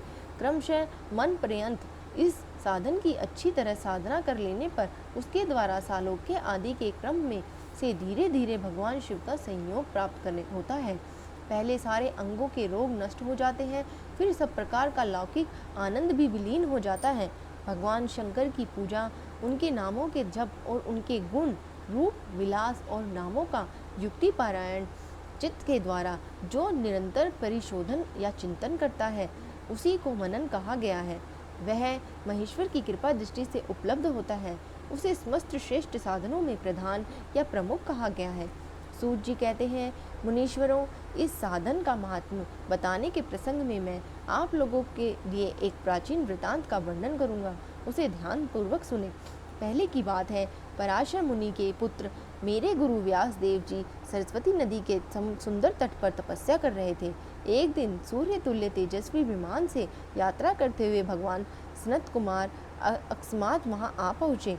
उन्होंने मेरे गुरु को वहाँ देखा। वे ध्यान में मग्न थे। उससे जगने पर उन्होंने ब्रह्मपुत्र संत कुमार जी को अपने सामने उपस्थित देखा। देखकर वे बड़े वेग से उठे और उनके चरणों में प्रणाम करके मुनि ने उन्हें अर्घ्य दिया और देवताओं के बैठने योग्य आसन भी अर्पित किया। तब प्रसन्न हुए भगवान संत कुमार विनीत भाव से खड़े हुए व्यास जी से गंभीर वाणी में बोले, मुने, तुम सत्य वस्तु का चिंतन करो। वह सत्य पदार्थ भगवान शिव ही हैं, जो तुम्हारे साक्षात्कार के विषय होंगे। भगवान शंकर का श्रवण कीर्तन मनन ये तीनों महत्तर साधन कहे गए हैं। ये तीनों ही वेद सम्मत हैं। पूर्व काल में मैं दूसरे साधनों के संभ्रम में पढ़कर घूमता घूमता मंदराचल पर जा पहुंचा और वहां तपस्या करने लगा। तदंतर महेश्वर शिव की आज्ञा से भगवान नंदिकेश्वर वहां आए। उनकी मुझ पर बड़ी कृपा थी। वे सबके साक्षी और शिव गणों के स्वामी भगवान नंदिकेश्वर मुझे स्नेहपूर्वक मुक्ति का उत्तम साधन बताते हुए बोले, भगवान शंकर का श्रवण कीर्तन और मनन ये तीनों साधन वेद सम्मत हैं और मुक्ति के साक्षात कारण हैं। यह बात स्वयं भगवान शिव ने मुझसे कही है। अतः ब्राह्मण, मुझ श्रवण आदि तीनों साधनों का ही अनुष्ठान करो। व्यास जी से बारंबार ऐसा कहकर अनुगामियों सहित ब्रह्मपुत्र संत कुमार परम सुंदर ब्रह्मधाम को चले गए। इस प्रकार पूर्व काल के उस उत्तम वृतांत का मैंने संक्षिप्त में वर्णन किया है। ऋषि बोले, सूत जी, श्रवणादि तीनों साधनों को आपने मुक्ति का उपाय बताया है, किंतु जो श्रवण आदि तीनों साधनों में असमर्थ हो, वह मनुष्य किस उपाय का अवलंबन करके मुक्त हो सकता है? किस साधन भूत कर्म के द्वारा बिना यत्न के ही मोक्ष मिल सकता है? सूत जी कहते हैं, शौनक, जो श्रवण कीर्तन और मनन इन तीनों साधनों के अनुष्ठान में समर्थ ना हो, वह भगवान शंकर के लिंग और मूर्ति की स्थापना करके नित्य उनकी पूजा करें। जो संसार सागर से पार हो सकता है, वंचना अथवा छल न करते हुए अपनी शक्ति के अनुसार धन राशि ले जाए और उसे शिवलिंग अथवा शिव मूर्ति की सेवा के लिए अर्पित कर दे। साथ ही निरंतर उस लिंग या मूर्ति की पूजा भी करे। उसके लिए भक्ति भाव से मंडप, गोपुर, तीर्थ, मठ एवं क्षेत्र की स्थापना करें तथा उत्सव रचाए। वस्त्र, गंध, पुष्प, धूप, दीप और पुआ और शाक आदि व्यंजनों से युक्त भांति भांति के भक्ष्य भोजन अन्न नैवेद्य के रूप में समर्पित करें। छत्र, ध्वजा, व्यंजन, चामर और अन्य अंगों सहित राजोपचार की भांति सब समान वस्तु भगवान शिव के लिंग और मूर्ति को चढ़ाएं। प्रदक्षिणा, नमस्कार तथा यथाशक्ति जप करें। आवाहन से लेकर विसर्जन तक सारा कार्य प्रतिदिन भक्ति भाव से संपन्न करें। इस प्रकार शिवलिंग अथवा शिव मूर्ति में भगवान शंकर की पूजा करने वाले पुरुष श्रवणादि साधनों का अनुष्ठान न करें तो भी भगवान शिव की प्रसन्नता से सिद्ध प्राप्त कर लेता है। पहले के बहुत से महात्मा पुरुष लिंग और शिव मूर्ति की पूजा करने मात्र से भवबंधन से मुक्त हो जाते थे। ऋषियों ने पूछा, मूर्ति में ही सर्वत्र देवताओं की पूजा होती है, लिंग में नहीं, परंतु भगवान शिव की पूजा सब जगह मूर्ति में और लिंग में ही क्यों की जाती है? सूत जी ने कहा, मुनीश्वरों, तुम्हारा यह प्रश्न तो बड़ा ही पवित्र और अत्यंत अद्भुत है। इस विषय में महादेव जी ही वक्ता हो सकते हैं, दूसरा कोई पुरुष कभी और कहीं भी इसका प्रतिपादन नहीं कर सकता। इस प्रश्न के समाधान के लिए भगवान शिव ने जो कुछ कहा है और उसे मैंने गुरुजी के मुख से जिस प्रकार सुना है, मैं उसी का क्रमशः वर्णन करूंगा। एकमात्र भगवान शिव ही ब्रह्म रूप होने के कारण निष्कल अर्थात निराकार कहे गए हैं। रूपवान होने के कारण उन्हें सकल भी कहा गया है, इसीलिए वे सकल और निष्कल दोनों हैं। शिव के निष्कल अर्थात निराकार होने के कारण ही उनकी पूजा का आधारभूत लिंग भी निराकार ही प्राप्त हुआ है, अर्थात शिवलिंग शिव के निराकार स्वरूप का प्रतीक है। जिस प्रकार शिव के सकल या साकार होने के कारण उनकी पूजा का आधारभूत विग्रह साकार प्राप्त होता है, अर्थात शिव का साकार विग्रह उनके साकार रूप का प्रतीक होता है। सकल और अकल समस्त अंग आकार सहित साकार और अंग आकार से सर्वथा रहित निराकार रूप होने से ही वे ब्रह्म शब्द से कहे जाने वाले परमात्मा हैं। यही कारण है कि वे सब लोग लिंग अर्थात निराकार और मूर्ति अर्थात साकार दोनों में ही सदा भगवान शिव की पूजा करते हैं। शिव से भिन्न जो दूसरे देवता हैं, वे साक्षात ब्रह्म नहीं हैं, इसीलिए कहीं भी उनके लिए निराकार लिंग नहीं उपलब्ध होता।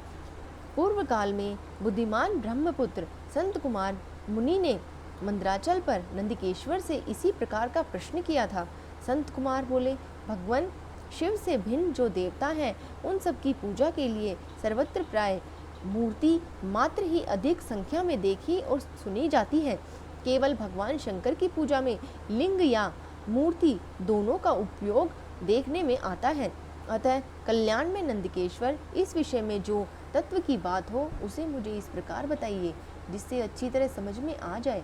नंदिकेश्वर ने कहा, निष्पाप ब्रह्म कुमार, आपके इस प्रश्न का हम जैसे लोगों के द्वारा कोई उत्तर नहीं दिया जा सकता, क्योंकि यह गोपनीय विषय है और लिंग साक्षात ब्रह्म का प्रतीक है। तथापि आप शिव भक्त हैं, इसीलिए इस विषय में भगवान शिव ने जो कुछ बताया है उसे ही आपके समक्ष कहता हूँ। भगवान शिव ब्रह्म स्वरूप है और निष्कल अर्थात निराकार है, इसीलिए उन्हीं की पूजा में निष्कल लिंग का उपयोग होता है। संपूर्ण वेदों का यही मत है। संत कुमार बोले, महाभाग योगेंद्र, आपने भगवान शिव और दूसरे देवताओं ने पूजन में लिंग और वेर की प्रचार का जो रहस्य विभाग पूर्वक बताया है वह यथार्थ है। इसीलिए लिंग और वेर अर्थात मूर्ति की आदि उत्पत्ति का जो उत्तम वृतांत है उसी को मैं इस समय सुनना चाहता हूँ। लिंग में प्राकट्य का रहस्य सूचित करने वाला प्रसंग मुझे सुनाइए। उसके उत्तर में नंदिकेश्वर ने भगवान महादेव जी के निष्कल स्वरूप लिंग के आविर्भाव का प्रसंग सुनाना आरंभ किया। उन्होंने ब्रह्मा और विष्णु के विवाद, देवताओं की व्याकुलता और चिंता, देवताओं का दिव्य कैलाश शिखर पर गमन, उनके द्वारा चंद्रशेखर महादेव का सत्वन, देवताओं से प्रेरित हुए महादेव जी का भ्रम, ब्रह्मा और विष्णु के विवाद स्थल में आगमन और दोनों के बीच निष्कल आदि अंतरहित भीषण अग्निस्तंभ के रूप में उनका आविर्भाव आदि प्रसंगों की कथा कही। तदंतर श्री ब्रह्मा और विष्णु दोनों द्वारा उस ज्योतिर्मय स्तंभ की ऊंचाई और गहराई का था लेने की चेष्टा और कौतुक पुष्पों के शाप वरदान आदि प्रसंग भी सुनाए। नंदिकेश्वर जी कहते हैं, तदंतर वे दोनों ब्रह्मा और विष्णु भगवान शंकर को प्रणाम करके दोनों हाथ जोड़कर उनके दाएं बाएं भाग में चुपचाप खड़े हो गए। फिर उन्होंने वहां साक्षात प्रकट पूजनीय महादेव जी को श्रेष्ठ आसन पर स्थापित करके पवित्र पुरुष वस्तु द्वारा उनका पूजन किया। दीर्घ काल तक अविकृत भाव से स्थिर रहने वाली वस्तुओं को पुरुष वस्तु कहते हैं और अल्पकाल तक ही टिकने वाली क्षणभंगुर वस्तुएं प्राकृत वस्तु कहलाती हैं। इस प्रकार वस्तु के ये दो भेद जानने चाहिए, किंतु पुरुष वस्तुओं से उन्होंने भगवान शिव का पूजन किया, यह बताया जाता है। हार, नुपुर, केयूर, किरीट, मणिमय कुंडल, यज्ञोपवीत, उत्तरीय वस्त्र, पुष्पमाला, रेशमी वस्त्र, हार, मुद्रिका, पुष्प, तांबुल, कपूर, चंदन और अगरू का अनुलेप, धूप, दीप, श्वेत छत्र, व्यजन, ध्वजा, चंवर और अन्य दिव्य उपहारों द्वारा जिनका वैभव वाणी और मन की पहुँच से परे था, वे केवल पशुपति परमात्मा के ही योग्य थे और जिन्हें पशु कदापि नहीं पा सकते थे। उन दोनों ने अपने स्वामी महेश्वर का पूजन किया। सबसे पहले वहाँ ब्रह्मा और विष्णु ने भगवान शंकर की पूजा की। इससे प्रसन्न हो भक्तिपूर्वक भगवान शिव ने वहाँ नम्र भाव से खड़े हुए उन दोनों देवताओं से मुस्कुरा कर कहा। महेश्वर बोले, पुत्रों, आज का दिन एक महान दिन है। इसमें तुम्हारे द्वारा जो आज मेरी पूजा हुई है, इससे मैं तुम लोगों पर बहुत प्रसन्न हूँ। इसी कारण यह दिन परम पवित्र और महान से महान होगा। आज की यह तिथि शिवरात्रि के नाम से विख्यात होकर मेरे लिए परम प्रिय होगी। इसके समय में जो मेरे लिंग, निष्कल अंग, आकृति से रहित निराकार स्वरूप के प्रतीक वेर अर्थात सकल साकार रूप के प्रतीक विग्रह की पूजा करेगा, वह पुरुष जगत की सृष्टि और पालन आदि कार्य भी कर सकता है।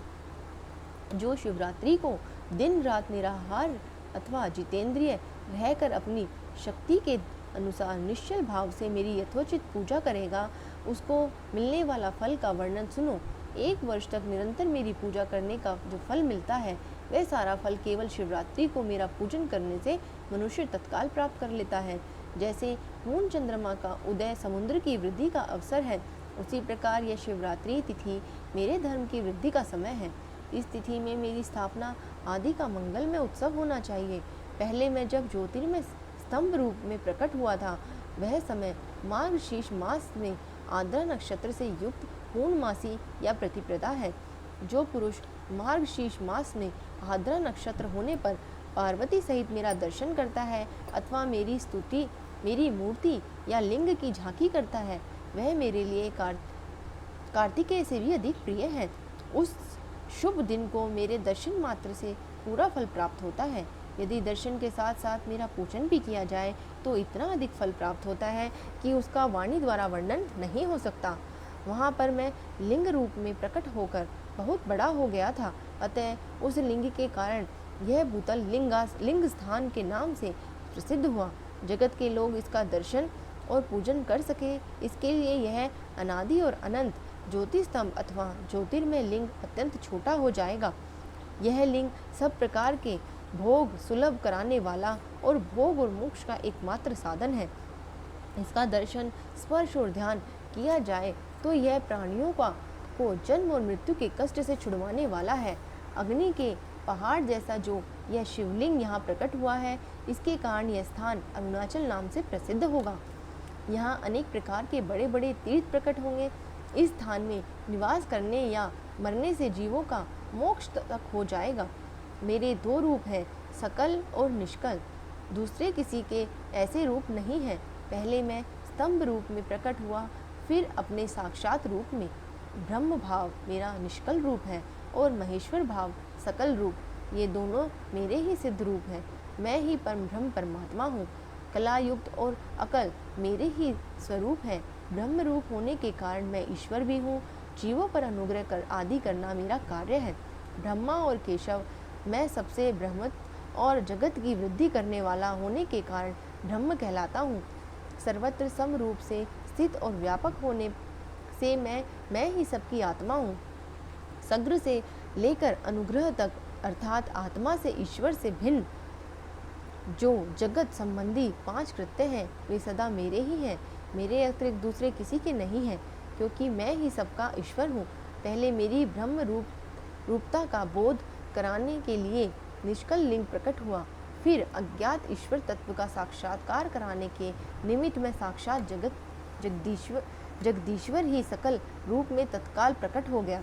अतः मुझमें जो ईश्वरत्व है, उसे ही मेरा सकल रूप जानना चाहिए, तथा जो यह मेरा निष्कल स्तंभ है, वह मेरे ब्रह्म रूप का बोध कराने वाला है। यह मेरा ही लिंग है। तुम दोनों प्रतिदिन यहाँ रहकर इसका पूजन करो। यह मेरा ही स्वरूप है, मेरा ही चिन्ह है और मेरे सामीप्य की प्राप्ति कराने वाला है। लिंग और लिंगी में नित्य अभेद होने के कारण मेरे इस लिंग का महान पुरुषों को भी पूजन करना चाहिए। मेरे एक लिंग की स्थापना करने का यह फल बताया गया है कि उपासकों को मेरी समानता की प्राप्ति हो जाती है। यदि एक के बाद दूसरे शिवलिंग की स्थापना कर दी जाए तब तो उपासकों को फल स्वरूप में मेरे साथ एकत्व अर्थात सायुज्य मोक्ष रूप फल प्राप्त होता है। प्रधानतया शिवलिंग की ही स्थापना करनी चाहिए। मूर्ति की स्थापना उसकी उपेक्षा गौण कर्म है। शिवलिंग के अभाव में सब ओर से सवेर अर्थात मूर्ति युक्त होने पर भी वह समय स्थान क्षेत्र नहीं कहलाता। ब्रह्मा और विष्णु ने पूछा, प्रभु सृष्टि आदि 5 कृत्यों के लक्षण क्या हैं? यह हम दोनों को बताइए। भगवान शिव बोले, मेरे कर्तव्यों को समझना अत्यंत गहन है, तथापि मैं कृपा पूर्वक में उसके विषय में बता रहा हूँ। ब्रह्मा और अच्युत, सृष्टि, पालन और संहार, तिरोभाव और अनुग्रह, ये 5 ही मेरे जगत संबंधी कार्य हैं जो नित्य सिद्ध है। संसार की रचना का जो आरंभ है उसी को सग्र या सृष्टि कहते हैं। मुझसे पालित होकर सृष्टि का सुस्थिर रूप से रहना ही उसकी स्थिति है। उसका विनाश ही संहार है। प्राणों के उत्कर्ण को तिरोभाव कहते हैं। इस सबसे छुटकारा मिल जाना ही मेरा अनुग्रह है। इस प्रकार मेरे 5 कृत्य हैं। सृष्टि आदि जो 4 कृत्य हैं वे संसार का विस्तार करने वाले हैं। 5वां कृत्य अनुग्रह मोक्ष का हेतु है। वह सदा मुझ में ही अचल भाव से स्थित हो रहता है। मेरे भक्तजन इन 5 कृत्यों को 5 भूतों में देखते हैं। सृष्टि भूतल में, स्थित जल में, संहार अग्नि में, तिरोभाव वायु में और अनुग्रह आकाश में स्थित है। पृथ्वी से सबकी सृष्टि होती है, जल से सबकी वृद्धि एवं जीवन रक्षा होती है, आग सबको जला देती है, वायु सबको एक स्थान से दूसरे स्थान में ले जाती है और आकाश सबको अनुग्रहित करता है। विद्वान पुरुषों को यह विषय इसी रूप में जानना चाहिए। इन 5 कृत्यों का भार वहन करने के लिए ही मेरे 5 मुख हैं। 4 दिशाओं में 4 मुख हैं और इनके बीच में 5वां मुख है। पुत्रों, तुम दोनों ने तपस्या करके प्रसन्न हुए मुझ परमेश्वर से सृष्टि और स्थिति नाम के 2 कृत्य प्राप्त किए हैं। ये दोनों तुम्हें बहुत प्रिय हैं। इसी प्रकार मेरी विभूति स्वरूप रुद्र और महेश्वर में 2 अन्य उत्तम कृत्य संहार और तिरोभाव मुझसे प्राप्त किए हैं, परंतु अनुग्रह नामक कृत्य दूसरा कोई नहीं पा सकता। रुद्र और महेश्वर अपने कर्मों को भूले नहीं हैं, इसीलिए मैंने उनके लिए अपनी समानता प्रदान की है। वे रूप, वेश, कृत्य, वाहन, आसन और आयुध आदि में मेरे समान ही हैं। मैंने पूर्व काल में अपने स्वरूप भूत मंत्र का उपदेश किया है जो ओमकार के रूप में प्रसिद्ध है। वह मंगलकारी मंत्र है। सबसे पहले मेरे मुख से ओमकार प्रकट हुआ और जो मेरे स्वरूप का बोध कराने वाला है। ओमकार वाचक है और मैं वाच्य हूँ। यह मंत्र मेरा स्वरूप ही है। प्रतिदिन ओमकार का निरंतर स्मरण करने से मेरा ही सदा स्मरण होता है। मेरे उत्तरवर्ती मुख से अकार का, पश्चिम मुख से उकार का, दक्षिण मुख से मकार का, पूर्ववर्ती मुख से बिंदु का और मध्यवर्ती मुख से नाद का प्राकट्य हुआ है। इस प्रकार 5 अवयवों से युक्त ओमकार का विस्तार हुआ है। इन सभी अवयवों से एकीभूत होकर वह प्रणव ओम नामक एक अक्षर हो गया। यह नाम रूपात्मक सारा जगत और वेद उत्पन्न स्त्री पुरुष स्वर्ग के रूप में दोनों कुल इस प्रणव मंत्र से व्याप्त है। यह मंत्र शिव और शक्ति दोनों का बोधक है। इसी से पंचाक्षर मंत्र की उत्पत्ति हुई है जो मेरे सकल रूप का बोधक है। यह अकार आदि क्रम से और मकार आदि क्रम से क्रमशः प्रकाश में आया है। ओम नमः शिवाय यह पंचाक्षर मंत्र है। इस पंचाक्षर मंत्र से मात्र का वर्ण प्रकट हुआ है जो 5 भेद वाले हैं। उसी से शिरो मंत्र सहित त्रिपदा गायत्री का प्रकटय हुआ है। उस गायत्री से संपूर्ण वेद प्रकट हुए हैं और उन वेदों से करोड़ों मंत्र निकले हैं। उन मंत्रों से भिन्न भिन्न कार्यों की सिद्धि होती है, परंतु इस प्रणव एवं पंचाक्षर से संपूर्ण मनोरथों की सिद्धि होती है। इस मंत्र समुदाय से भोग और मोक्ष दोनों सिद्ध होते हैं। मेरे सकल स्वरूप से संबंध रखने वाले सभी मंत्र राज साक्षात भोग प्रदान करने वाले और शुंभ कारक मोक्ष प्रद है। नंदिकेश्वर कहते हैं, तदंतर जगदम्बा पार्वती के साथ बैठे हुए गुरुवर महादेव जी ने उत्तराभिमुख बैठे हुए ब्रह्मा और विष्णु को पर्दा करने वाले वस्त्र से आच्छादित करके उनके मस्तक पर अपना कर कमल रखकर धीरे धीरे उच्चारण करके उन्हें उत्तम मंत्र का उपदेश दिया। मंत्र तंत्र में बताई हुई विधि के पालन पूर्वक 3 बार मंत्र का उच्चारण करके भगवान शिव ने उन दोनों शिष्यों को मंत्र की दीक्षा दी। फिर उन शिष्यों ने गुरु दक्षिणा के रूप में अपने आप को ही समर्पित कर दिया और दोनों हाथ जोड़कर उनके समीप खड़े हो उन देवेश्वर जगत गुरु को सत्वन किया। ब्रह्मा और विष्णु बोले, प्रभु आप निष्कल रूप हैं, आपको नमस्कार है। आप निष्कल तेज से प्रकाशित होते हैं, आपको नमस्कार है। आप सबके स्वामी हैं, आपको नमस्कार है। आप सर्वोत्मात्मा को नमस्कार है तथा सकल रूप आप महेश्वर को नमस्कार है। आप प्रणव के वाच्यार्थ हैं, आपको नमस्कार है। आप प्रणव लिंग वाले हैं, आपको नमस्कार है। सृष्टि पालन संहार तीनों भाव और अनुग्रह करने वाले आपको नमस्कार है। आपके 5 मुख हैं, आप परमेश्वर को नमस्कार है। पंच ब्रह्म स्वरूप 5 कृत्य वाले आपको नमस्कार है। आप सबके आत्मा हैं, ब्रह्म हैं। आपके गुण और शक्तियाँ अनंत हैं, आपको नमस्कार है। आपके सकल और निष्कल 2 रूप हैं, आप सद्गुरु और शंभु हैं, आपको नमस्कार है। इन पदों द्वारा अपने गुरु महेश्वर की स्तुति करके ब्रह्मा और विष्णु ने उनके चरणों में प्रणाम किया। महेश्वर बोले, आद्रा नक्षत्र से युक्त चतुर्दशी को प्रणव का जप किया जाए तो यह अक्षय फल देने वाला होता है। सूर्य की संक्रांति से युक्त महाआद्रा नक्षत्र में एक बार किया हुआ प्रणव जप कोटि गुने जप का फल देता है। मृगशिरा नक्षत्र का अंतिम भाग अथवा पुनर्वसु का आदि भाग पूजा होम और तर्पण आदि के लिए सदा आद्रा के समान ही होता है। यह जानना चाहिए, मेरा और मेरे लिंग का दर्शन प्रभात काल में ही, प्रातः और संगम मध्याह्न के पूर्व काल में करना चाहिए। मेरे दर्शन पूजन के लिए चतुर्दशी तिथि निथित व्यापनी अथवा प्रदोष व्यापनी लेनी चाहिए, क्योंकि परवर्तनी तिथि से संयुक्त चतुर्दशी की ही प्रशंसा की जाती है। पूजा करने वाले के लिए मेरी मूर्ति या लिंग दोनों समान है, फिर भी मूर्ति की अपेक्षा लिंग का स्थान ऊंचा है। इसीलिए मुमुक्षु पुरुष को चाहिए कि वे वेर अर्थात मूर्ति से भी श्रेष्ठ समझकर लिंग का ही पूजन करें। लिंग का ओंकार मंत्र से और वेर का अर्थात मूर्ति का पंचाक्षर मंत्र से पूजन करना चाहिए। शिवलिंग की स्वयं ही स्थापना करके अथवा दूसरों से भी स्थापना करवाकर उत्तम द्रव्य में उपचार से पूजा करनी चाहिए। इससे मेरा पद सुलभ हो जाता है। इस प्रकार उन दोनों शिष्यों को उपदेश देकर भगवान शिव वहीं अंतर ध्यान हो गए। श्री ऋषियों ने पूछा, सूत जी, शिवलिंग की स्थापना कैसे करनी चाहिए, उसका लक्षण क्या है तथा उसकी पूजा कैसे करनी चाहिए, किस देश काल में करनी चाहिए और किस द्रव्य के द्वारा उनका निर्माण होना चाहिए। सूत जी ने कहा, महर्षियों, मैं तुम लोगों के लिए इस विषय का वर्णन करता हूँ, ध्यान देकर सुनो और समझो। अनुकूल और शंभु समय में किसी पवित्र तीर्थ में नदी आदि के तट पर अपनी रुचि के अनुसार ऐसी जगह शिवलिंग की स्थापना करनी चाहिए जहाँ नित्य पूजा हो सके। पार्थिव द्रव्य से, जल में द्रव्य से अथवा तेजस पदार्थ से अपनी रुचि के अनुसार कल्पोक्त लक्षणों से युक्त शिवलिंग का निर्माण करके उनकी पूजा करने से उपासक को उस पूजन का पूरा फल प्राप्त होता है। संपूर्ण शुभ लक्षणों से युक्त शिवलिंग की यदि पूजा की जाए तो वह तत्काल पूजा का फल देने वाले होते हैं। यदि चल प्रतिष्ठा करनी हो तो उसके लिए छोटा सा शिवलिंग अथवा विग्रह श्रेष्ठ माना जाता है, और यदि अचल प्रतिष्ठा करनी हो तो स्थूल शिवलिंग अथवा विग्रह अच्छा माना जाता है। उत्तम लक्षणों से युक्त शिवलिंग की पीठ सहित स्थापना करनी चाहिए।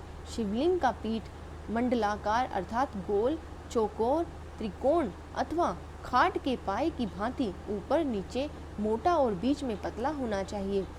ऐसा लिंग पीठ महान फल देने वाला होता है। पहले मुट्ठी से, प्रस्तर आदि से अथवा लोहे आदि से शिवलिंग का निर्माण करना चाहिए। जिस द्रव्य से शिवलिंग का निर्माण हो उसी से उसका पीठ भी बनाना चाहिए। यही स्थावर अचल प्रतिष्ठा वाले शिवलिंग की विशेष बात है।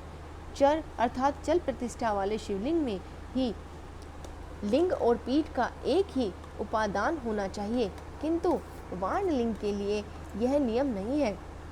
लिंग की ऊंचाई निर्माणकर्ता अथा या स्थापना करने वाले यजमान के बाहर 12 अंगुल के बराबर होनी चाहिए। ऐसे ही शिवलिंग को उत्तम कहा गया है। इससे कम लंबाई हो तो फल में कमी आ जाती है, अधिक हो तो कोई दोष की बात नहीं है। चरलिंग में भी वैसा ही नियम है। उसकी लंबाई कम से कम कर्ता के 1 अंगुल के बराबर होनी चाहिए। उससे छोटा होने पर अल्प फल मिलता है, किंतु उससे अधिक होने पर दोष की बात नहीं है। यजमान को चाहिए कि वह पहले शिल्प शास्त्र के अनुसार एक विमान या देवालय बनवाए जो देवगणों की मूर्तियों से अलंकृत हो। उसका गर्भगृह बहुत ही सुंदर, सुदृढ़ और दर्पण के समान स्वच्छ हो। उसे 9 प्रकार के रत्नों से विभूषित किया गया हो। उसमें पूर्व और पश्चिम दिशा में 2 मुख्य द्वार हो। यहाँ शिवलिंग की स्थापना करनी हो, उस स्थान में गर्त में नीलम, लाल, वैदुर्य, श्याम, मरकत, मोती, मूंगा, गोमेद और हीरा, इन 9 रत्नों को तथा अन्य महत्वपूर्ण द्रव्यों को वैदिक मंत्रों के साथ छोड़े। सघोजात आदि 5 वैदिक मंत्रों द्वारा शिवलिंग का 5 स्थानों में क्रमशः पूजन करके अग्नि में हविष्य की अनेक आहुतियां दे और परिवार सहित मेरी पूजा करके गुरु स्वरूप आचार्य को धन से अथवा भाई बंधुओं को मनचाही वस्तुओं से संतुष्ट करें। याचकों को जड़ अर्थात सुवर्ण, ग्रह और भूप संपत्ति तथा चेतना, गो आदि वैभव प्रदान करें। स्थावर जगम सभी जीवों को यत्नपूर्वक संतुष्ट करके एक गड्ढे में सुवर्ण अथवा 9 प्रकार के रत्न भरकर सघोजात आदि वैदिक मंत्रों का उच्चारण करके परम कल्याणकारी महादेव जी का ध्यान करें। तत्पश्चात नाग घोष से युक्त महामंत्र ओमकार का उच्चारण करके उक्त गड्ढे में शिवलिंग की स्थापना करके उसे पीठ से संयुक्त करें। इस प्रकार पीठ युक्त शिवलिंग की स्थापना करके उसे नित्य लेप दीर्घ काल तक टिके रहने वाला मसाले से जोड़कर स्थिर करें। उसी प्रकार वहाँ परम सुंदर वेर अर्थात मूर्ति की भी स्थापना करनी चाहिए। सारांश यह है कि भूमि संस्कार आदि की सारी विधि जैसी लिंग प्रतिष्ठा के लिए कही गई है, वैसे ही वेर अर्थात मूर्ति प्रतिष्ठा के लिए भी समझनी चाहिए। अंतर इतना है कि लिंग प्रतिष्ठा के लिए प्रणव मंत्र के उच्चारण का विधान है, परंतु वेर की प्रतिष्ठा पंचाक्षर मंत्र से करनी चाहिए। जहाँ लिंग की प्रतिष्ठा हुई है वहाँ भी उत्सव के लिए बाहर सवारी निकालने आदि के निमित्त वेर को रखना चाहिए। वेर को बाहर से भी लिया जा सकता है, उसे गुरुजनों से ग्रहण करें। बाह्य वेर वहीं लेने योग्य है जो साधु पुरुषों द्वारा पूजित हो। इस प्रकार लिंग में और वेर में भी की हुई महादेव जी की पूजा शिव प्रदान करने वाली है। स्थावर और जंगम के भेद से लिंग को भी 2 प्रकार का कहा गया है। वृक्ष, लता आदि को स्थावर लिंग कहते हैं और कृमि कीट आदि को जगम लिंग कहते हैं। स्थावर लिंग की सींचने आदि के द्वारा सेवा करनी चाहिए और जगम लिंग को आहार और जल आदि देकर तृप्त करना चाहिए। उन स्थावर जगम जीवों को सुख पहुँचाने में अनुरक्त होना भगवान शिव का पूजन है, ऐसा विद्वान पुरुष मानते हैं। यों चराचर जीवों को ही भगवान शिव के प्रतीक मानकर उनका पूजन करना चाहिए। इस प्रकार महालिंग की स्थापना करके विविध उपचारों द्वारा उनका पूजन करें। अपनी शक्ति के अनुसार नित्य पूजा करनी चाहिए और देवालय के पास ध्वजारोपण आदि करना चाहिए। शिवलिंग साक्षात शिव का पद प्रदान करने वाला है अथवा चरलिंगों में षोडशोपचार द्वारा यथोचित रीति से क्रमशः पूजन करें।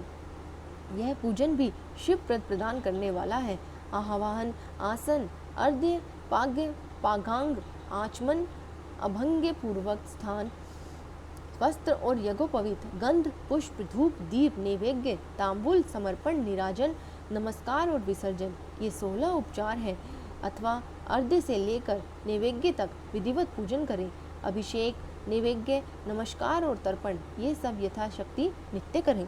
इस प्रकार किया हुआ शिव का पूजन शिव पद की प्राप्ति कराने वाला होता है। अथवा किसी मनुष्य के द्वारा स्थापित शिवलिंग में, ऋषियों द्वारा स्थापित शिवलिंग में, देवताओं द्वारा स्थापित शिवलिंग में, अपने आप प्रकट हुए स्वयंभू शिवलिंग में अथवा अपने द्वारा नूतन स्थापित हुए शिवलिंग में भी उपचार समर्पण पूर्वक जैसे तैसे पूजा करने से या पूजन की सामग्री देने से भी मनुष्य ऊपर जो कुछ कहा गया है वह सारा फल प्राप्त कर लेता है। क्रमशः परिक्रमा और नमस्कार करने से भी शिवलिंग शिव पद की प्राप्ति कराने वाला होता है। यदि नियम पूर्वक शिवलिंग का दर्शन मात्र कर लिया जाए तो वह भी कल्याणप्रद होता है। मिट्टी, आटा, गाय के गोबर, फूल, कनेर, पुष्प, फल, गुड़, मक्खन, भस्म और अन्न से भी अपनी रुचि के अनुसार शिवलिंग बनाकर तदनुसार उनका पूजन करें अथवा प्रतिदिन 10,000 प्रणव मंत्र का जप करें अथवा दोनों संध्याओं के समय एक एक सहस्त्र प्रणव का जप किया जाए।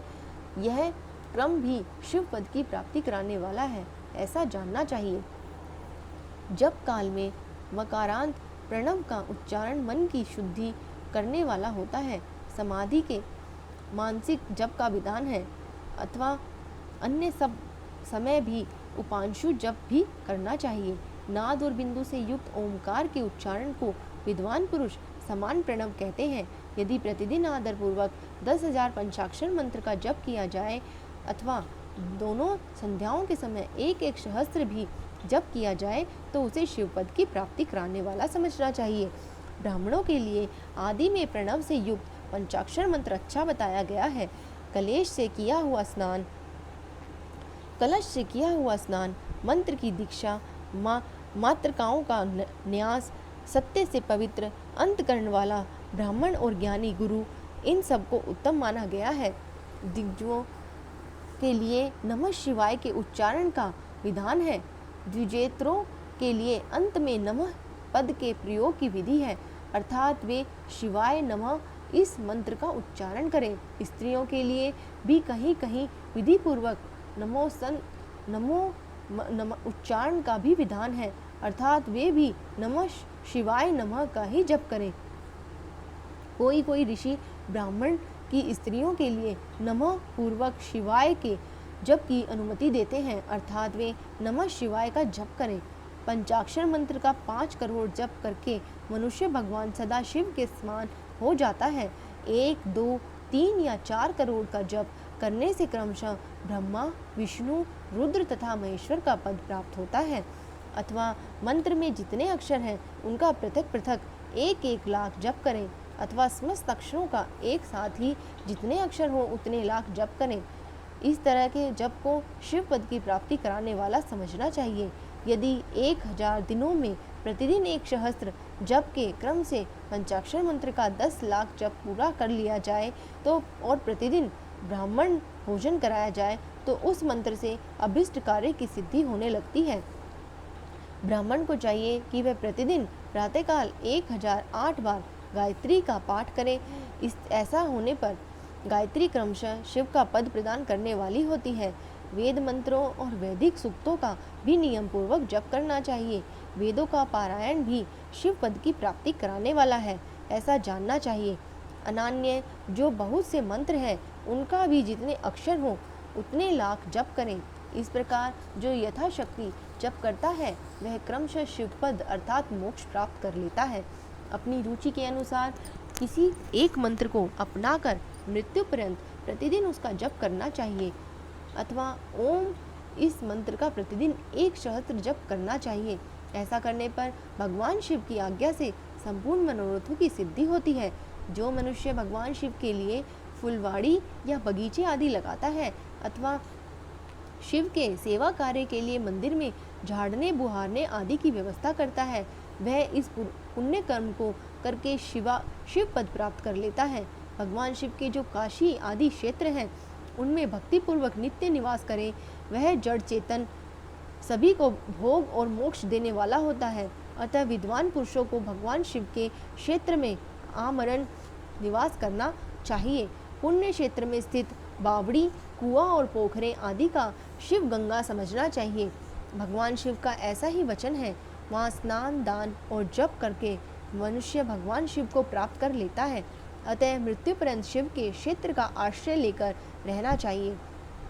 जो शिव के क्षेत्र में अपने किसी मृत संबंधी का दाह, मानसिक श्राद्ध, सपिंडीकरण अथवा वार्षिक श्राद्ध करता है अथवा किसी भी शिव के क्षेत्र में अपने पितरों को पिंड देता है, वह तत्काल सब पापों से मुक्त हो जाता है और अंत में शिव पद पाता है। अथवा शिव के क्षेत्र में 7, 5, 3 या एक ही रात निवास कर ले। ऐसा करने से ही क्रमशः शिव पद की प्राप्ति होती है। लोकों में अपने अपने वर्ण के अनुरूप सदाचार का पालन करने से ही मनुष्य शिव पद को प्राप्त कर लेता है। वर्णानुकूल आचरण से और भक्ति भाव से वह अपने सत्कर्मों का अतिशय फल पाता है। कामना पूर्वक किए हुए अपने कर्म के अभीष्ट फल को शीघ्र ही पा लेता है। निष्काम भाव से किया हुआ सारा कर्म साक्षात शिव पद की प्राप्ति कराने वाला होता है। दिन के 3 विभाग होते हैं, प्रातः, मध्याह्न और सायाह्न। इन तीनों में क्रमशः एक एक प्रकार के कर्म का संपादन किया जाता है। प्रातः काल को शास्त्र विहित नित्य कर्म के अनुष्ठान का समय जानना चाहिए। मध्याह्न काल सकाम कर्म के लिए उपयोगी है और सायंकाल शांति कर्म के उपयुक्त है, ऐसा जानना चाहिए। इसी प्रकार रात्रि में भी समय का विभाजन किया गया है। रात के 4 पहरों में से जो बीच के 2 पहर हैं, उन्हें निशित काल कहा जाता है। विशेषतः उसी काल में की हुई भगवान शिव की पूजा अभिष्ट फल को देने वाली होती है। ऐसा जानकर कर्म करने वाला मनुष्य यथोक्त फल का भागी होता है। विशेषतः कलयुग में कर्म से ही फल की सिद्धि होती है। अपने अपने अधिकार के अनुसार ऊपर कहे गए किसी भी कर्म के द्वारा शिव आराधना करने वाले पुरुष यदि सदाचारी हैं और पाप से डरते हैं, तो वह उन कर्मों का पूरा फल अवश्य प्राप्त कर लेते हैं। ऋषियों ने कहा, सूत जी, पुण्य क्षेत्र कौन कौन से हैं जिनका आश्रय लेकर सभी स्त्री पुरुष शिव पद प्राप्त कर लेते हैं? यह हमसे संक्षेप में बताइए। बोलो उमापति शंकर भगवान की जय।